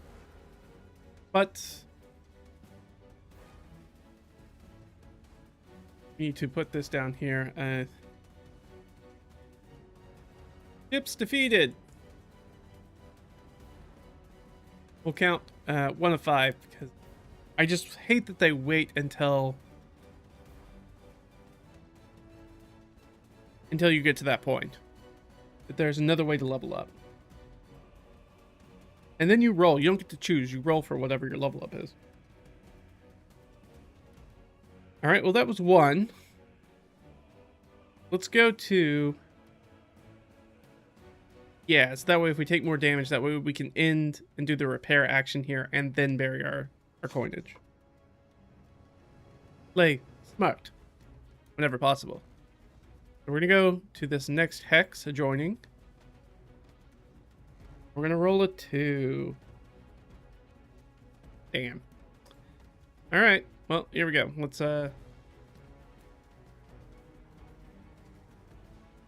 put guy down here. And a 2 is, remember, a maelstrom. So we move into a maelstrom. So the maelstrom is we got to roll a d6. If we roll higher than your max speed, your ship washes up on a mysterious shore, starting a new map. Now, last time we did an encounter based off of this, I don't think that we need to do that. Because usually if you roll something like the open seas, it tells you to roll for an encounter or specific places. Oh no, because we were coming out of the fog bank. Why? Alright, so Maelstrom. D6, here we go. We need to roll a 3 or lower. Okay, so we do. That means that we're not magic fluted away Mario Brothers style to a different area. So we are going to stay right here in this world. And we are going to be okay. Alright. So... no reason not to head back to our Tallwood Forest for our remainder. We don't have to worry about morale because we defeated a ship and we earned silver. We're going to bury that 1,000 silver right now and take a repair action, which is going to get us back up to full. So actually, it's almost more helpful to hang out around one of these free islands, which makes me think like, maybe I'm not supposed to be doing that, but I mean, maybe that's not the intent, but it's unclear. And that's always going to happen when you're trying to write things onto essentially one page, trying to create a one-page RPG, and you're trying to add a bunch of stuff to it. But sometimes that stuff's going to be a little unclear when we're doing it. And I am more willing to give myself as the player the benefit of the doubt as much as possible. We're going to end here.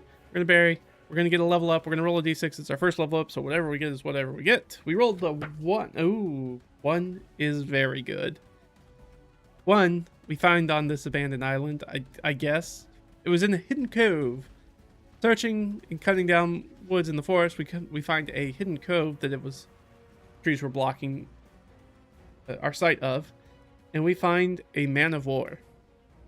So our ship is gonna go up. We're gonna go to the man of war.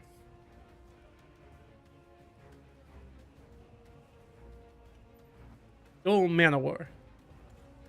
So, new ship name. But let's see how the stats are different. So everything that's on the stats, we keep any upgrades that we've done to the ship, so we don't have to restart over, which is nice. The man of war. How many hit points does it have? It has 30 hit points.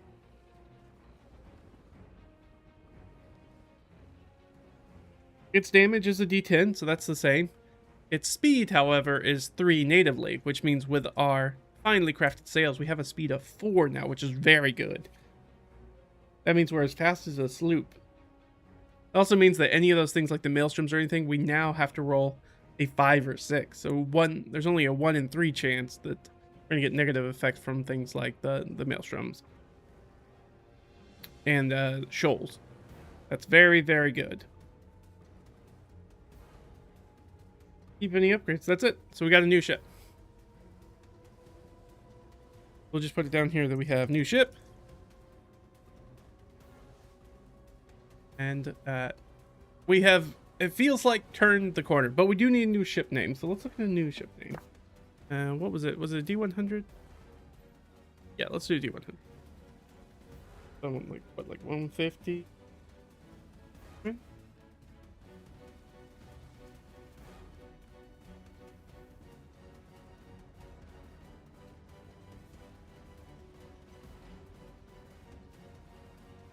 There we go. Ship names. 146. We'll do the sample ship name and then see what else we get. Sample ship name is the Red Prince. I like that though. 75. Be a Seahawk. And 48.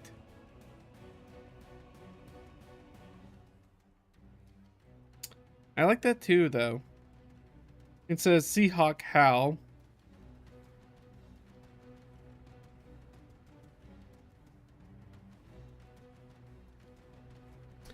I'm going to change it a little bit and make it the Crying Kestrel.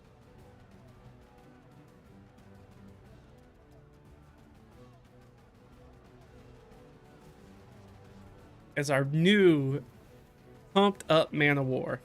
So it's basically the Galleon, except it's faster and has more hit points, which is great. Yeah,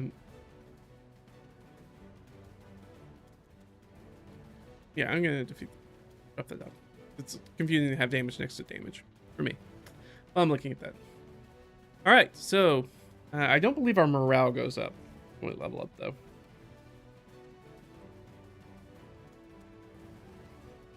No. All right. And this was new ship, which was number 1. You can actually just put the numbers. Number 1.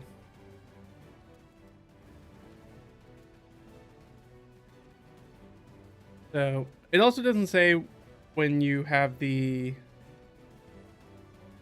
When you defeat 5 ships or bury 1,000 gold or 1,000 silver on your home island or wild island, you gain a level. It doesn't say that you restart a counter for ships defeated. Maybe you're supposed to. Maybe you're not. It's not like you get to save any of the 1,000 gold.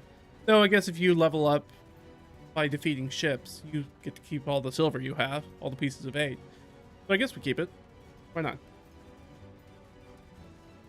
Yeah, an old abandoned ship found in the Pirate Cove has some goonies. Yeah, that or like Uncharted Nathan Drake. Yeah, a lot of that kind of vibe to it. Very high adventure. Apparently this was abandoned here. Which would be cool, like if I was going to set this off at maybe like an adventure, if I was going to use this kind of system to build a hex crawl for a game that I was running for primarily for other people, I would consider making this like its own little adventure location. Be like, oh, there's undead on it, or maybe there's actually a crew on it and you guys can steal it and figure out what's going on with it. or make it be like, oh, these people are going to have information or something. It's like, if you want this ship, which is really powerful treasure, you're going to have to... Finding it was one thing. Stumbling across it's one thing. That's very much just luck. But actually transferring that into something. But it is funny to be like, we went to go bury some silver off the shores, so that way we could dig it up later. Which, by the way, is a total movie trope. Like, pirates didn't really do that. Why would you... That would be like you robbed a bank and you're like, so anyways, we're not going to spend this money. And we're just going to go bury it in the field somewhere. And come back in like 5 years and unearth it and be like, no, then that's wild. They spend money as quick as they can. Oh, the sand bank. Protected by a sand witch. Alright, so we get a level up. Yarr. Things are looking up for old Captain Oscari. Things are finally coming up, Oscari. Alright, new turn. Let's do it. We're in a fantabulous position now. We rolled a 3. 3's not good. If I remember correctly. Correct. 3 are shoals. But we have a faster ship now, so hopefully this will not be an issue. But I would hate to lose our 15 hit points just right off the bat. Okay, here we go. We got to roll a 4 or lower. We do. Okay, so we don't lose half our hit points immediately.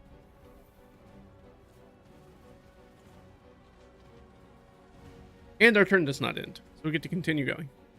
Is that... I don't think that a shoal is considered finding a land. I don't think so. I would not consider a shoal land. I wouldn't consider that. We'll move forward. Alright. Yarr. What's in this hex? 7. Okay, well, we know what's in there. That's going to be... Broken record. Alright, and we rolled a 6, which I believe is a ship. Zombies on a raft. Of course it is. Of course it's zombies on a raft. It's always just zombies on a raft. Alright, let's hit them. Yeah, we're going to do that. Yeah. At this point, we literally can't kill them with the +2 damage if we hit them. So we see a zombie raft on the horizon, and our new crying kestrel man of war gliding across the water. We turn the cannons on them and blow them out of the water while they're still like hundreds of yards off. We go, huzzah! And we get 40 silver for that, and that's about it. Now it's time to make some money, guys. Alright, that's 2 movement. We got 1 more movement. Don't have to worry about morale this time because we have defeated an enemy and made some silver. 9. Open sea with a merchantman. So you would think that, like, the morale would keep going up. We defeated a ship. Ship's defeated. 2 of 5. And we're heading into the merchantman. Right here. You would think every time you defeat a ship, your morale would go up, but that... Unless I'm remembering this wrong. Not how that happened. It's really hard to get the morale up once it starts going down. Really nice to have that quartermaster.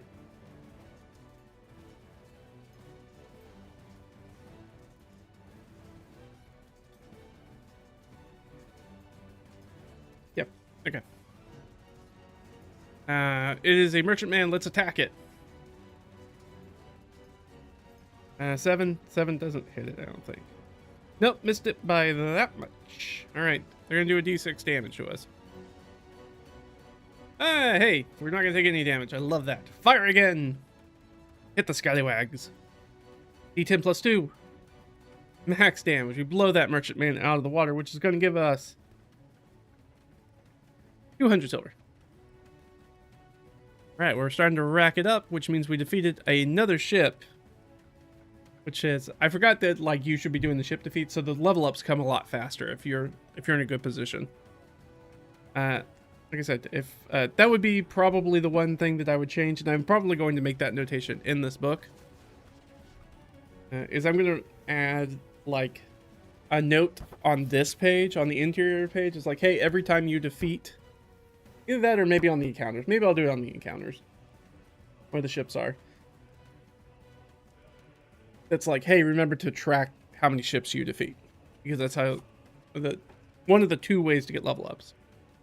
Because early on, they're like, hey, you can bury treasure on your island hideout, and that gives you a level up. And then they tell you how to play the game, and it's not until you get to the level up section that they tell you the other way to level. I just think practically that's not working out super great. But we're gonna just destroy these guys. But that is our third, so another day goes by, but we got silver, we defeated enemies, we don't have to worry about. What are they wearing? Are these zombies all from the sea cult in the area? I have no idea. This is Pirate Borg, which already has a very strong, like, dark Caribbean, Haitian voodoo kind of vibe to it. I assume is what they were going off of, since it's the same people who make Pirate Borg. So I'm sure there's an explanation in Pirate Borg. Well, actually, you know, knowing Mork Borg and Pirate Borg, there's probably no explanation whatsoever.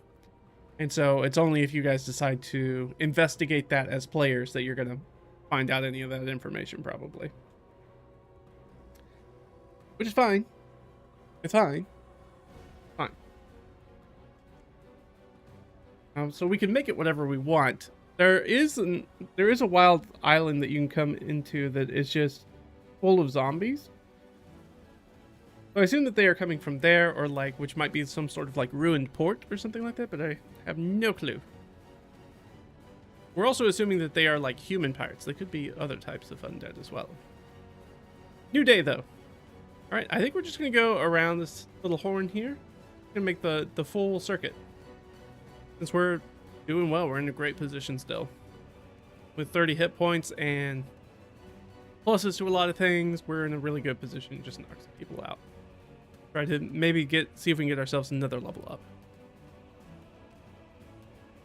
Or that's more shoals, isn't it? No, that's another fog bank. All right, fog bank, here we go, which is going to push us out into a random area, which is not too bad because we're in full health right now. Oop, out of it. We got another fog bank down here, which means when we go into it, we're going to roll for a random direction. And we'll roll for a discovery or encounter based off of whatever we get. So we're going to roll a d6. We're going to go around the horn. 1, 2, 3, 4, 5, 6. Okay, so we're going to an area we've seen before.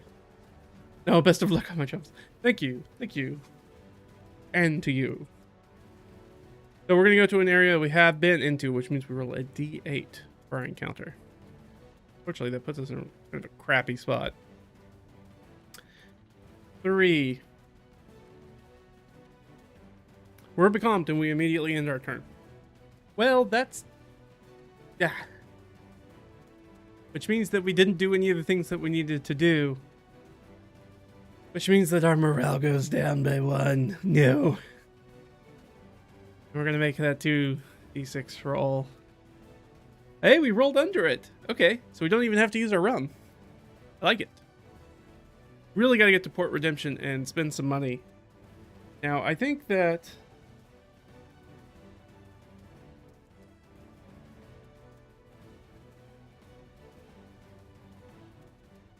now, when you go to the ports, it does not appear that there is any limit on either of these actions you can do. Not like repair the ship in your island hideout where it says once per visit.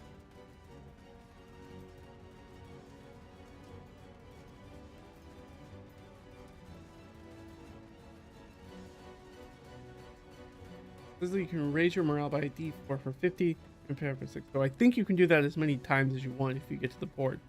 And I think that's dictated by it being more expensive. But we should probably make our way there. Try to get some more morale. But hey, that's the end of our turn. We can't do anything about that now. So we'll go... what do we want to think? Like... go 1, 2, 3, 6.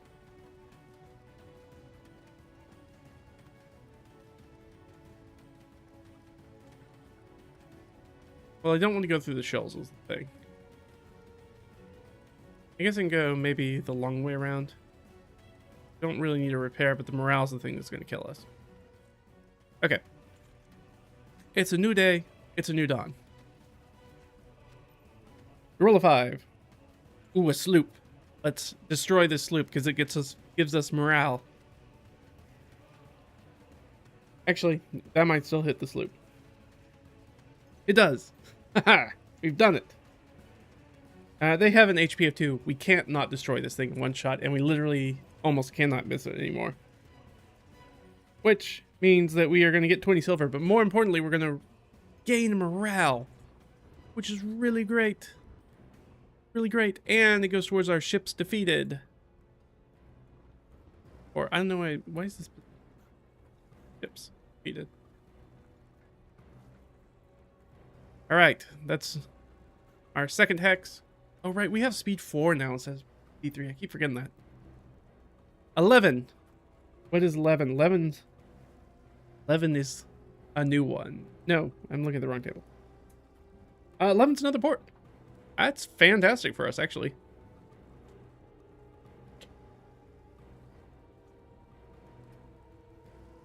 And let's do another 2d6, and I'll roll on the table for a description. 63.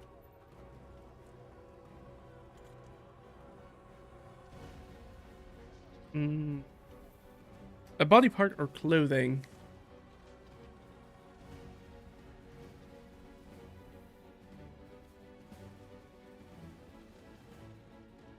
I like that. I want something else to go with it.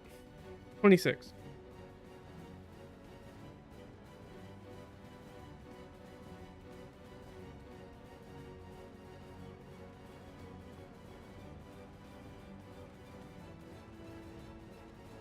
Material.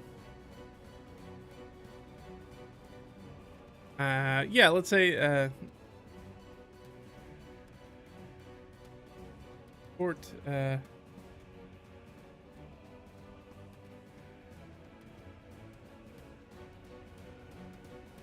brittle bones. I don't know. Oop.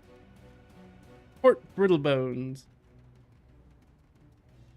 I rolled for like material, so I was thinking maybe something that's brittle and some type of body part. So I was like, bones. Why not?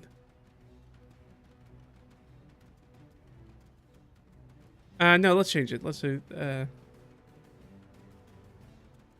say crystal skull. Why not? Fun one. So weird kind of homage to weird things that passed off. So port crystal skull. We find the port. That is number 2. So we found Lance. We don't have to worry about our morale, which is great. And we don't even have to go all the way to Port Redemption, which is even better, which means we don't have to deal with the shoals or try to go around them. We can recruit crew. So let's do that. So we're going to go down to 240. We're going to do that, which gives us the ability to roll a d4. Let's roll high, please. 2. Okay. So our morale goes up to 9. We still got more money. Or I could buy another upgrade. This thing. I'm kind of inclined to buy one of our last upgrades. We get those extra guns to get us a +1. Another +1 to attack. Making it a +2. I think I got to go for that. So we're down to 40 pieces of 8. And we've got our trained guns. We've got better guns. We've also got extra guns.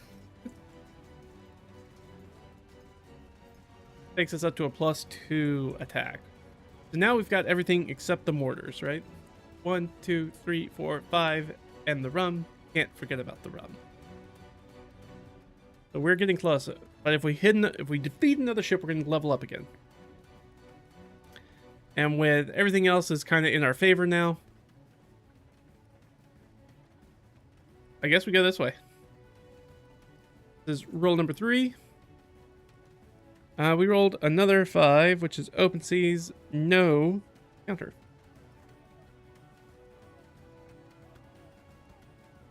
We're there, and we can go different ways. Oh, that's another 4. That's another fog bank. Which way are we going? 1, 2, 3. Okay, so we'll do it down here. Fortunately, we hit another fog bank. I think got like one fog bank last time, so these are a lot of fog banks. But, you know, could be worse. Be worse.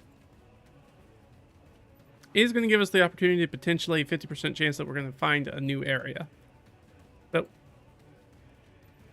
1. So we're going to push into this new area up here. Let's find out what it is. 9. Open sea with a merchantman, which is going to be just enough to probably give us that level up. We are desperately looking for. All right. We move into this area up here. There's a merchantman, so let's make an attack. We're going to ride down on it into the shipping lanes. Well, unfortunately, it's a DR of 8, so even with our +2, we can't get there. So they're going to do a d6 of damage to us. And we're going to take 5 points of damage from that. All right. Not exactly auspicious. But everything's in our favor. If I can roll something that's not in the single digits, that would be helpful. They do more damage to us. And we'll take 2 more points of damage. 3rd time's the charm. Come on down. That'll hit. And will give us enough to sink the merchantman, which will immediately give us 200 more. Which means that we got silver and we sunk a place, which means that we got our 5th ship. So, I guess you just immediately get the level up? I haven't done a level up through the enemy. Or Barry, you gain a level. Okay, so this will reset to 0. We roll a d6 for our level up, and we re-roll 1s at this point. We rolled a 6. Ah. Oh.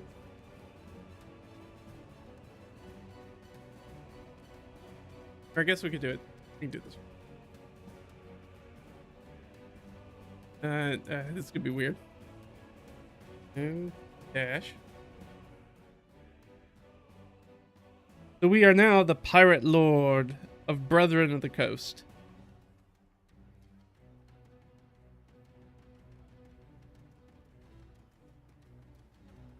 So, Captain BlueSky has been nominated, voted by his co-captains in this area, in these wild seas, as the Pirate Lord of Brethren of the Coast. So, what that means is that repairs are free at the home island.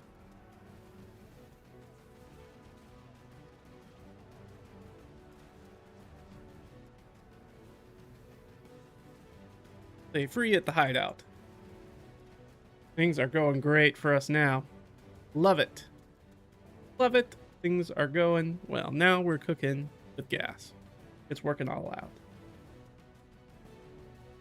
So we still have 1 move left. I wish we had not taken as much damage, but that's how it goes. Let's head up this way because I'd like to get that free repair in. Let's go this way.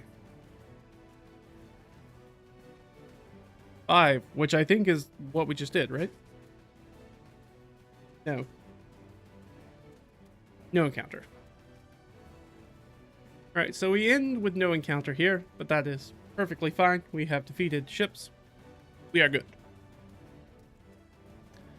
3, if I go 1, 2, 3, 4, that'll let me end right on that island, hopefully give me enough hexes that maybe I defeat some things and I can pick up some gold, maybe bury some pieces of 8. Let's do down to, there we go. So it's not covering everything. All right, I love it.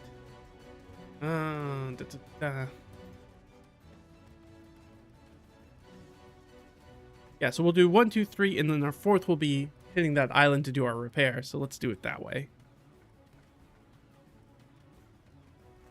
All right, so we rolled a 10. Hey, that's a wild island.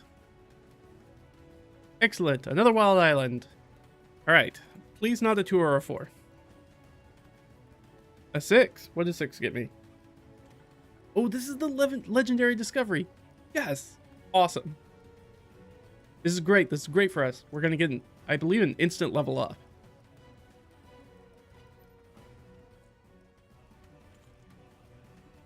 Oh no, I'm looking at the wrong thing.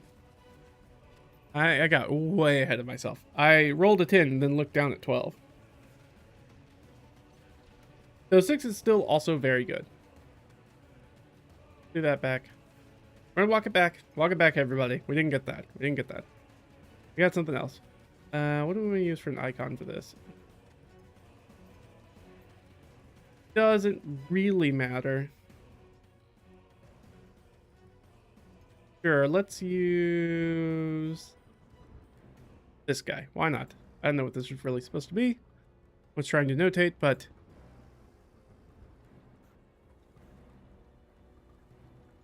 hey, treasure is what we got. It has been looted. But we get 500 silver. That's what we pick up. We're up to 740, so we're already in a really good spot where we can pick up a level up. That's one. We also found lands. We don't have to worry about doing a morale roll. That's so good. All right, we move on.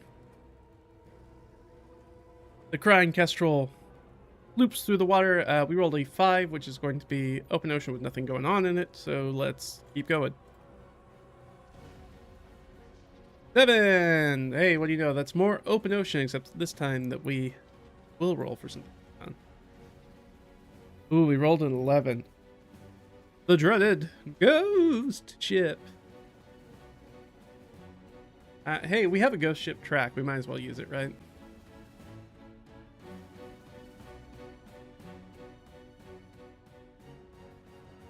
All right, the ghost ship has DR 13, so we got to roll 11 or better to hit it.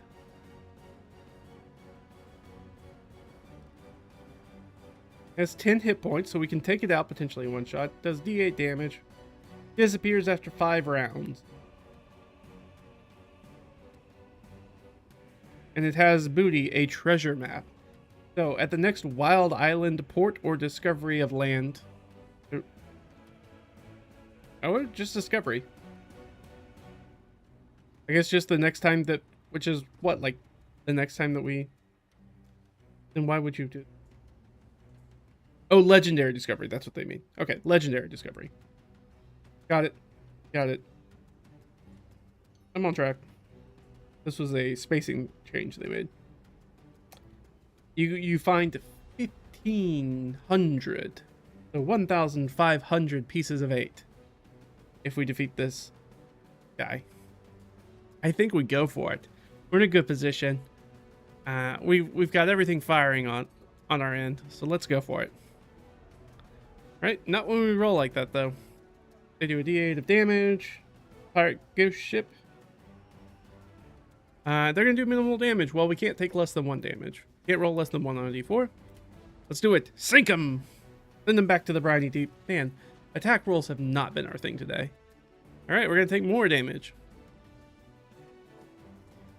All right, we'll take 2 points of damage.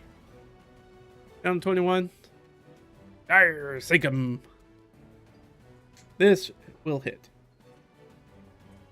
No, it does not. You only have a +2 to attack, and they have a 13. Damn. All right, here we go. But we can't. Won't matter again.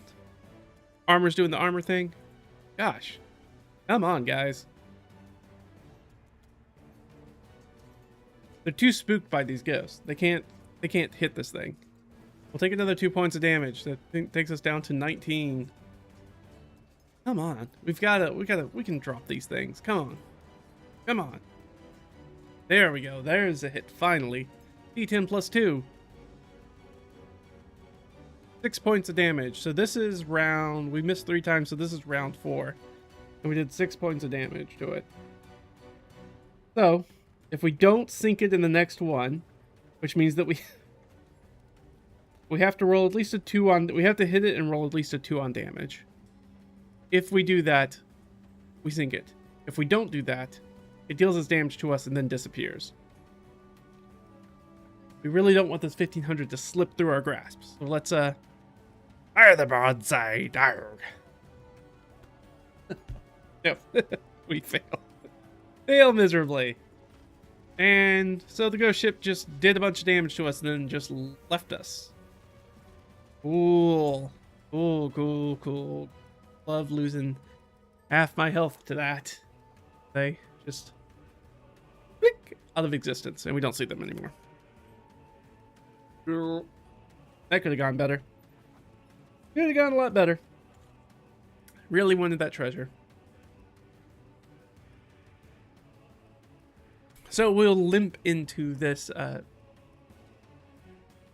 area. I almost kind of want to like remake this the island hideout. There's not a mechanic for that, but considering this is where we got the crying kestrel, it kind of makes me want to redo this as the island hideout, but I'm not going to. So let's get a free little repair in there. So we'll spend some time. Really hoping we could get that. Man, that would have been really, really nice. All right, but we go back up to 20. Spend some time repairing. Yep. Take a little snooze. We did everything so we don't have to worry about our morale, which is great for us. And it will be a new day. I guess let's do like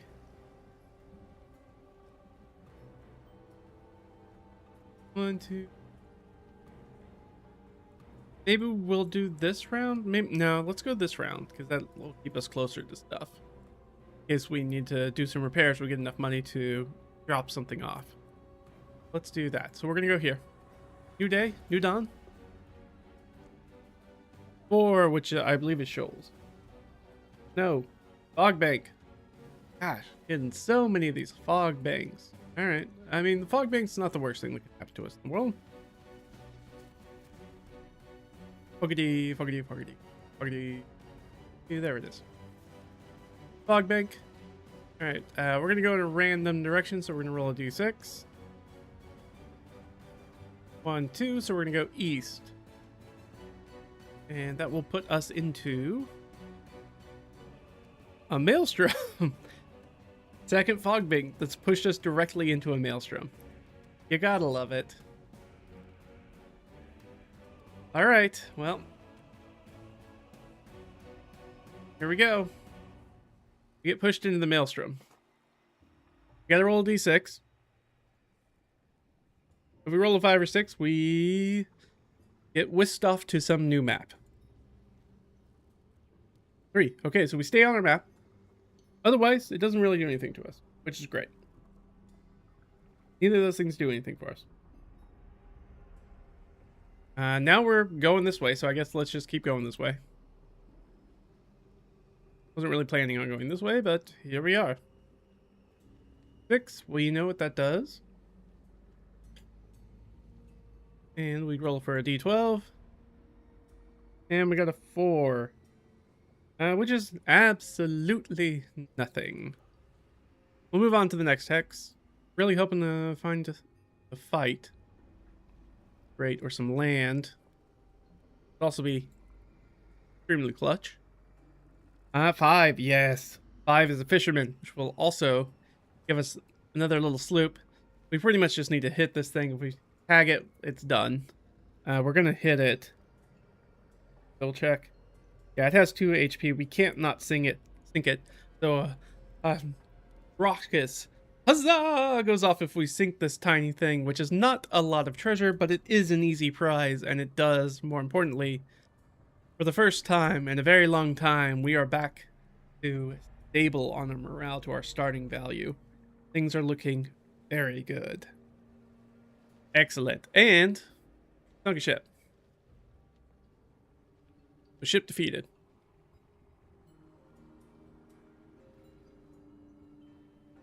That was 1, 2, 3. We have 1 more to go. We don't really need to go to the buried treasure island for anything. I think we'll just head over here. Go ahead and roll the thing in case. 5, though 5 is open sea with no encounter. There was no encounter there. All right. We'll pick that up. And another day passes along the ocean, me hearties. Okay, where do we go from here? We're at the edge of our area here. To add some more hexes to the page. Right now, I think we hit a good spot, so I'm just going to see if we can find... I want to see if maybe we can grab another level up, and then we'll probably end it there. So as you can see, we would have gotten further if I had remembered that we needed to count sinking ships, but there are 6 level ups that you can get, and that's the end. We've only gotten 2 of those level ups, so we're like a third through the game. Now, we also have all the upgrades too, which is helpful. But I think we'll take this long run down, because we're doing okay. No. We're doing alright. If we keep going this way, that should still keep us pretty close to Port Crystal Skull. In case we need to zip over there for some fares. Let's go down this way. Okay. 4. Doesn't matter what that is. That's another fog bank. God dang. Really hitting us with these fog banks. Sometimes they're helpful. Other times they're really not. Okay, so we hit into the fog bank where we need to roll randomly for which way direction we go. 1, 2, 3, 4, 5, 6. That would be 5, so we end up over here. Okay. Now, because we're over there, we got to roll for an encounter. We rolled a 5. Hey, that's another slooperman. Fisherman sloop. Sloop. Fisherman. Not fisher sloop. Not sloopman. Fisherman sloop. Okay, here we go. Get 'em, boys. Yeah, we crushed that. Again, can't miss it. Morale goes up. Morale's better than it's ever been. Get another 20. We're up to 780 pieces of 8. And we get to count another ship defeated. Sunk to the bottom of the sea. Let's go down here. So this is move number 2 for us. We roll another 4, which is another fog bank. Killing me with these fog banks over here. Absolutely killing me. This is now we have a string of fog banks, which means I can now do a fog bank that sends me into a fog bank that sends me to a fog bank that sends me somewhere else. Oh no, this is bad. It could really push me way off course where I'm trying to get to. All right, randomly, where do we go? We rolled a 5, which means we're going immediately into this fog bank next to it. Which we would roll for an encounter normally, but this fog bank's gonna do its thing first, I feel like. 1, 2, 3, 4. So it's gonna push us way down here. And now we'll roll for an encounter. We rolled a 3. We're becalmed and we end our turn. Now, we did defeat something and we got gold or silver, so we don't have to worry about our morale, even though our morale's in a very good spot now. So that is excellent for us, but we have to end our turn here. So another day happens and we will head out this way. 1, 2, 3. Got a 9. Open sea and a merchantman. So we'll go ahead and note that down. So there's another merchantman that comes around the corner. Easy prey for us now. For the crying kestrel. Easily to hit. 4, 5, 6. I believe that puts us just under their HP. So they will deal damage to us, but our next hit will definitely send them to the briny deep. And we negate all that damage. Ugh, we're getting so powerful. Yes, alright. We send them to the deep. Which means we have defeated our 3rd ship. 3 of 5. We're 60% there. And we're going to pick up another 200. Ooh, I wish it was 9,900. It's 980. That is our first move. Let's go down here and go, I guess, our second move. Down to the southwest. And we will be encountering... Ugh, not again. This would... Hey, if we beat this thing, this is where we're for sure got to end it. It's the ghost ship again. Now, last time, this thing absolutely beat the snot out of us. It's still hard to beat. But everything's in our favor. So, I think we should go for it. I don't think we should... we shouldn't go for it.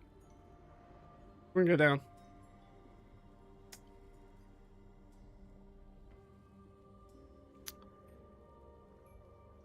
Let's see if we can get the Dutchman. Ah, natural 20. Too bad that doesn't mean anything in the system, except that we hit. Come on, big roll, big roll. Really? Really? Alright, well, we do 3 damage. Minimum damage to the ghost ship. Let's track this real quick, because it is actually important. So, rounds. That was round 1. And they're sitting at, 7 of 10.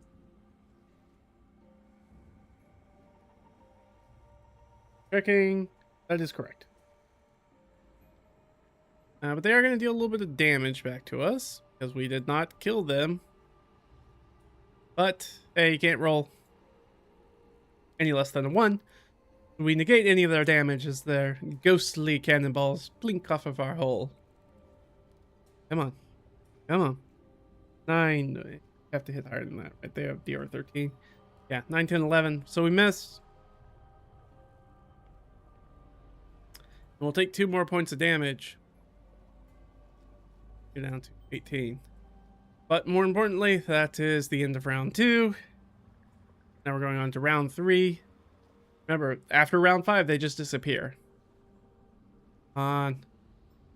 Yes, that will hit. That will hit. Come on, big money. Big money. Kidding me? Are you freaking kidding me? Okay. Alright. We're just gonna chip away at them. Alright. They got 4 hit points left. You know, if we just do minimum damage, they'd be dead. Okay. They deal damage back to us, though. 2 points. Fully negated. Love it. Round 4, here we come. Okay. Roll an 11 or better. Done. We take down the ghost ship. And the ghost ship is sent the briny deep. And because of that, we get our treasure map.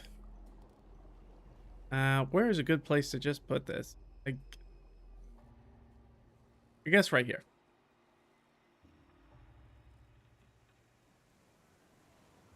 Treasure map.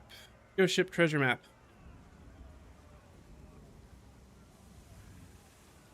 So remember, the ghost ship treasure map is the next wild island, port, or discovery you find. So it has to be a new thing. Gives us 1,500 silver. So I think let's find it. But our ship defeat also goes up to 4. So I said it would be a good place to end it, but I'm jonesing for that last level up. Let's find that last level up. I really want to find a new area. That was only number 2 on our travel, so we still got 2 more points to go through. Let's go here. We're not looking in the greatest shape in the world. That is, of course, going to be more ocean. And we rolled a 3, which means we're becalmed till we end our turn. Okay.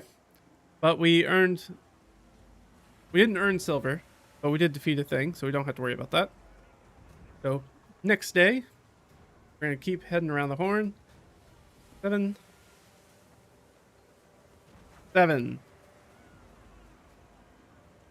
Another merchantman. We can do a merchantman. Come on. Kill him. Kill him. 6.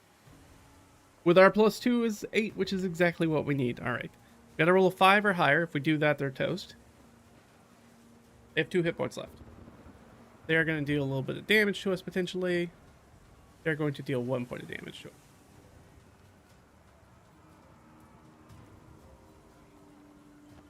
Alright, come on. Merchantman, let's go down. Nope. Not like that. Alright, well, can't take 1 damage. We're going to miss again. And we're going to take 3 points of damage. Merchantman's really putting up a fight for some reason. Alright. Let's knock these guys out. That'll do it. I think all we gotta do is roll a 2. Which we do. Alright, so this thing is taken out. Which means we get another 200. which puts us at 1180. All right, so we can, if we can find the island, we'll immediately get money. We'll immediately be able to bury treasure. It doesn't say. So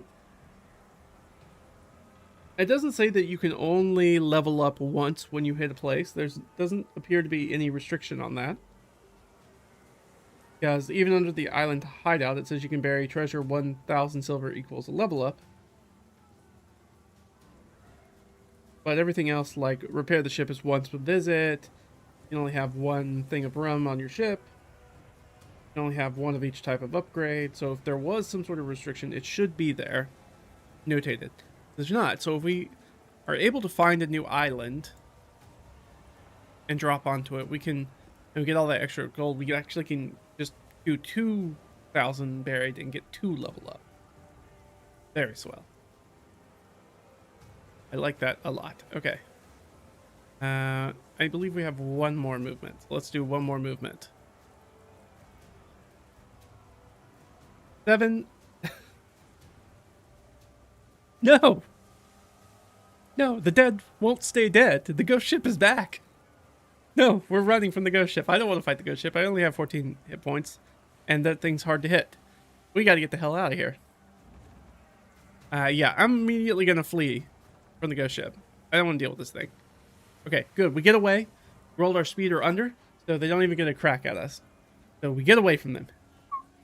Okay. Well, no, we still have... Where were we when we defeated? Were we there? Do we end our there or there? Regardless, we would have one more still, right? That's the thing that's a little bit hard doing this by yourself, is because I'm not doing it. I need some like tokens or something to tell me like how much speed I've done. You know what? I have tokens for this. I should have brought them out. I have, yeah, I don't know. You could. Yeah. I'm not even gonna worry about it at this point, because we're getting towards the end of this stream. If we were doing the early stream, I should have thought about it. I have some like chintzy like pieces of 8 that I could have, and I could have used that to track, but I didn't think about it. It would have been thematic. Instead, I forgot about it. But I think we have enough to go one more, so let's go one more.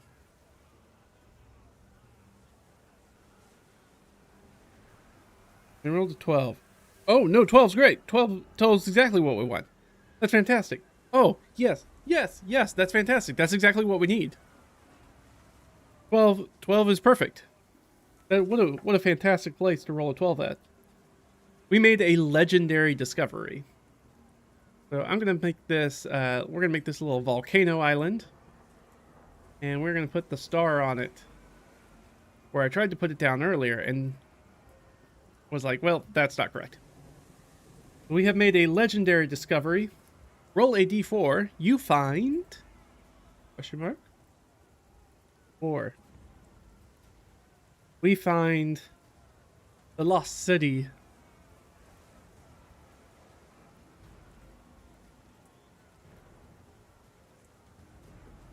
El Dorado! We found the lost city of El Dorado. Apparently it was very close to where we were hanging out previously. We just didn't go down there. So, El Dorado. Here's what happens when you do El Dorado. When you find a legendary discovery, you immediately instant level up. So we immediately level up. We're going to roll a d6. And we get number 3 on our list. Which was Improved Hole.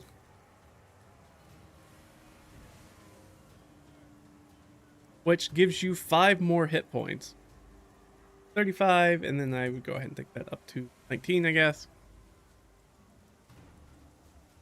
And now we can get the treasure. So on this, we follow our ghost buried treasure, which leads us to 1,500 silver.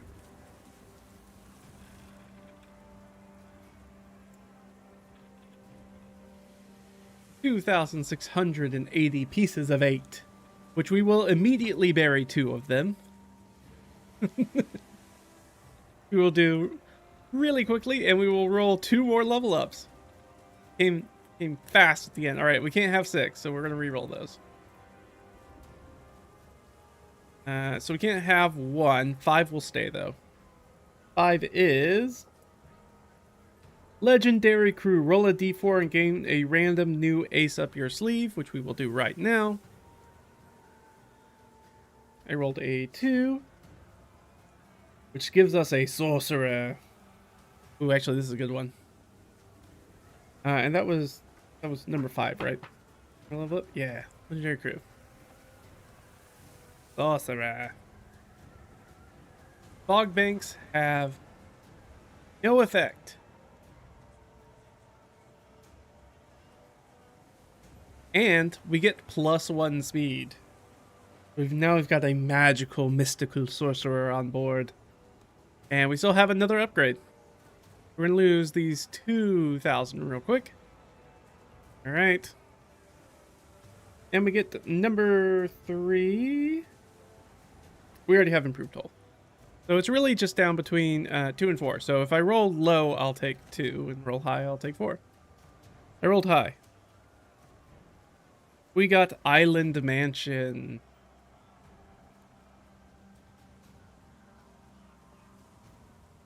Which I'm going to assume is El Dorado. So we have a mansion on the island of in the city of El Dorado, the lost city of gold. And the thing that you get from that is you get +1 morale permanently.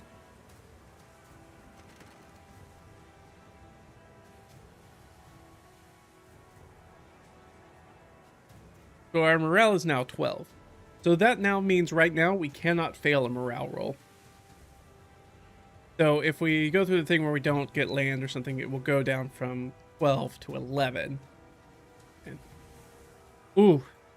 I wasn't expecting that. That is such a big thing because we got 3 immediate level ups because of where we were. Wow, that's so amazing. Which means that there's only 1 more slot, because if we get the second one, then we finish the game. So, I don't know, let's push to finish the game. I like it. We only need to defeat 1 more ship is the thing. So, yeah, we're gonna rest there. That'll be the end of our day, right? No, this is the start of a brand new day, isn't it? Wasn't it 1, 2, 3, 4? And now we're at speed 5. 1, 2, 3, 4. This was the start of a new day, I believe. I should have gotten the tokens. I didn't think about it. Other thing that I should remind myself to do when I make notes in here. So if you want to pick it up, think of that as well. That I need to make notes to be like, hey, go get counters for your turns or you're going to forget them. Some way to track the hex crawling that you're doing, because there's too many other rolls that I keep forgetting. Alright, we're gonna keep moving. New place, come on, I'm just looking for a ship now. Here, ship. Here, ship. And we got one. Got a merchant man. Should be, fingers crossed, no problem for us. And this should be the end of our game. So, here we are. So, to remind you, the merchant man is a brigantine. It has a DR8, so we need to roll an 8 or better. But remember, we have a +2, so we have to roll a 6 or better. So we have a pretty good shot at getting this guy. It has 7 hit points. Remember that we have a +2 to damage, so we only need to roll a 5 or better to take it out. And it does a d6 of damage back to us. Remember that we can subtract a d4 from that. Go. Alright, we're going to strike it. We roll a 5 or better, it's done. And it's done. And it's done. And the crowd goes wild. Alright, we have done 5 ships. There is only one thing left for us on our upgrade track. Which is number 2. Which is experienced crew. We get a +1 to attack. So, +3 to attack. And we have become the Pirate of legend. The infamous pirate legend.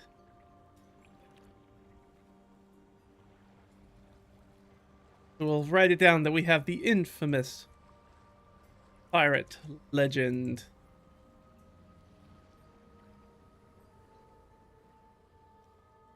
Captain Oscari. Who again is the... we have it down here, right? Pirate Lord, Brethren of the Coast. Pirate Lord. Is it of Brethren of the Coast? Lord...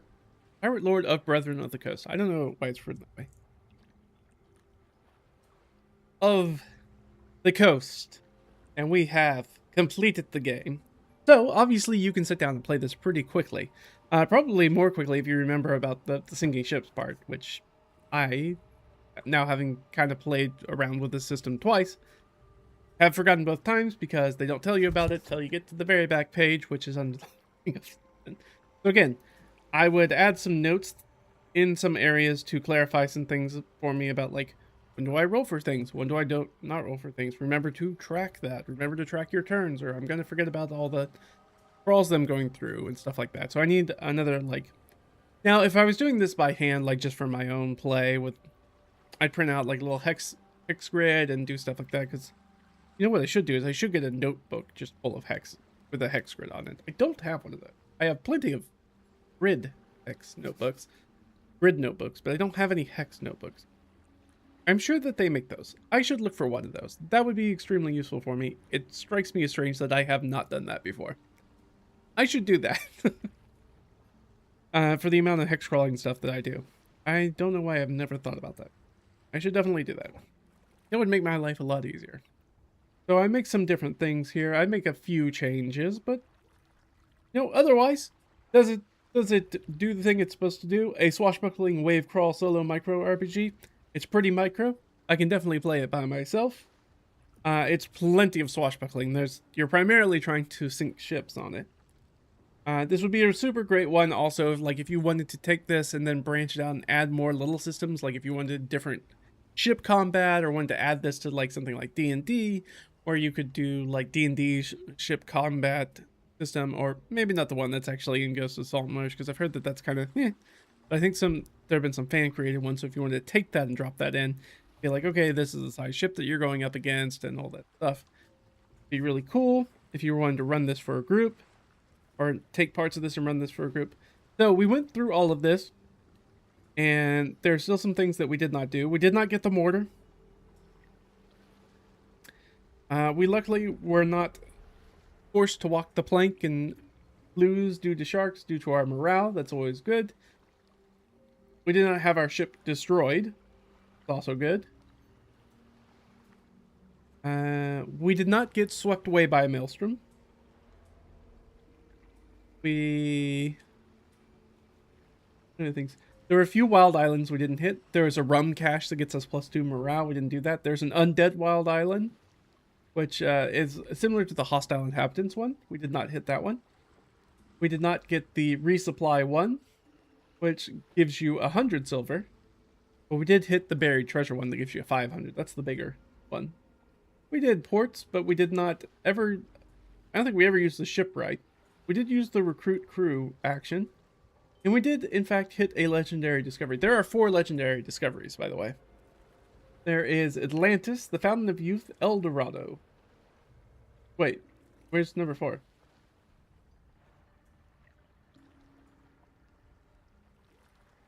I guess on number 4, you don't get something. Oh, no, maybe that's wrong. Well, no. Okay. So it says legendary discovery. You find, roll D4. Number 1, Atlantis. Number 2, Fountain of Youth. Number 3, El Dorado. There is no 4. And then bolded, it says instant level up. Now, I don't think number 4 is supposed to be the instant level up. I think they are all supposed to be an instant level up. So I think we are missing a number 4. I'm sure it probably got cut off for spacing on this, because everything is very, very tight in its layout. So I think that, and that's one of the things that kind of gives the rules ambiguity, is they're working with such a small form factor of space of what information they can actually put down on the page. So I would probably make up a fourth one for there, or ask the player to make one up. Luckily that didn't happen, so I didn't have to worry about it. Encounters. We hit the storm. We got the mermaids. We were certainly becalmed. We found nothing. We did the fisherman, which is the sloop, the zombies on the raft, the merchantman, the man-o-war. We did not get number 9 or number 10 ever in this run, which was the rival pirate captain who sails a galley, and that would have been really bad for us early on, for most of this game actually. Where they have DR12, they do a D10 damage, and they have hit points 12. But if you can take them down, they have 700 silver and booty, which is really nice. And then number 10, which is one that I did come up against in my off-screen playthrough, where I was just trying to make sure I understood the rules mostly, or trying to do it live. So you guys weren't just watching me looking at the rules the whole time. Is privateers. So they are DR8, they have 6 hit points, they have a D4 damage, and they have booty 300. There's nothing really special about them, except what happens next. If defeated, the next time you encounter privateers, there is one more than last time. So one ship, not a big deal. Then next time it's 2 privateers, and then if you defeat them again, there's 3 privateers. Then there's 4 privateers, and then there's 5 privateers that are trying to take you down. So they're kind of less privateers, more like pirate hunters, but we'll say como ça. Very similar. That is a very easy encounter that, as you play, becomes a more difficult encounter, which is very cool. I really like that design. That's very fun. That came up. I only defeated them twice in my previous playthrough, which, by the way, like I said, I got level 3 and then stopped. But this one went through really quickly. So, even quicker if I would remember about the ships. So, overall feelings?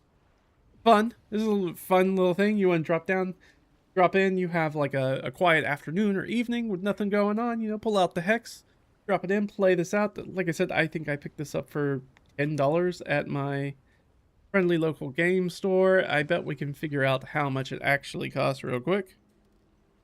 You want to just buy the PDF or something like that. And that is bringing up Warhammer stuff.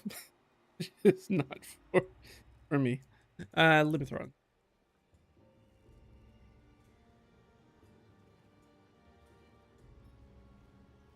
So currently it is sold out.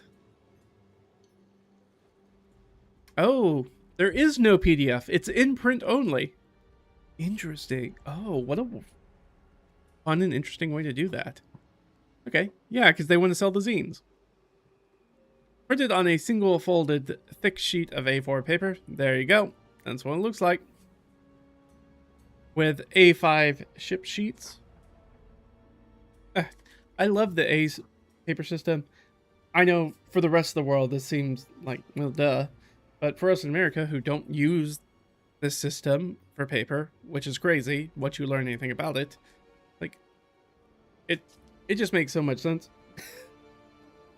And is really well designed. So, those of you who don't know, so as you will notice that the A5 fits perfectly halfway into A4.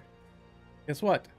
2 sheets of A4 fit perfectly into A3. A3 into A2, etc., etc. There are also different letter sizes, well, but it's all that done that way. It is a very clean way to do that, even though it does make things slightly different. But I also I like that factor. I like kind of the A5 factor for a zine anyways. It just feels like just the right size. It's very close to digest size, which I'm a big fan of in the US. The closest kind of form factor equivalent to the size. They're nice. I enjoy them. This was a fun game. You can pick it up for $10 if you can ever get it when it's not sold out, and apparently there's no PDF of it. I bet if you really want to sail the high seas, haha, it's funny because it's a pirate-themed thing. I'm sure you can find a version of it if there's no other way for you to get it, but I would also check, see if there's your friendly local game store like mine has copies of it. And you could go pick it up in person. It's fun. I like to be able to do something like this where I don't have to be on the computer screen. Again, I should buy a notepad with hexes on it for myself, which I'm probably going to immediately look at as soon as we end the stream, which we're going to do right now. So thanks for hanging out with me. We'll be out doing more stuff next week, and unless something else comes up, we should be hitting our normal A River Apart solo RPG next Saturday.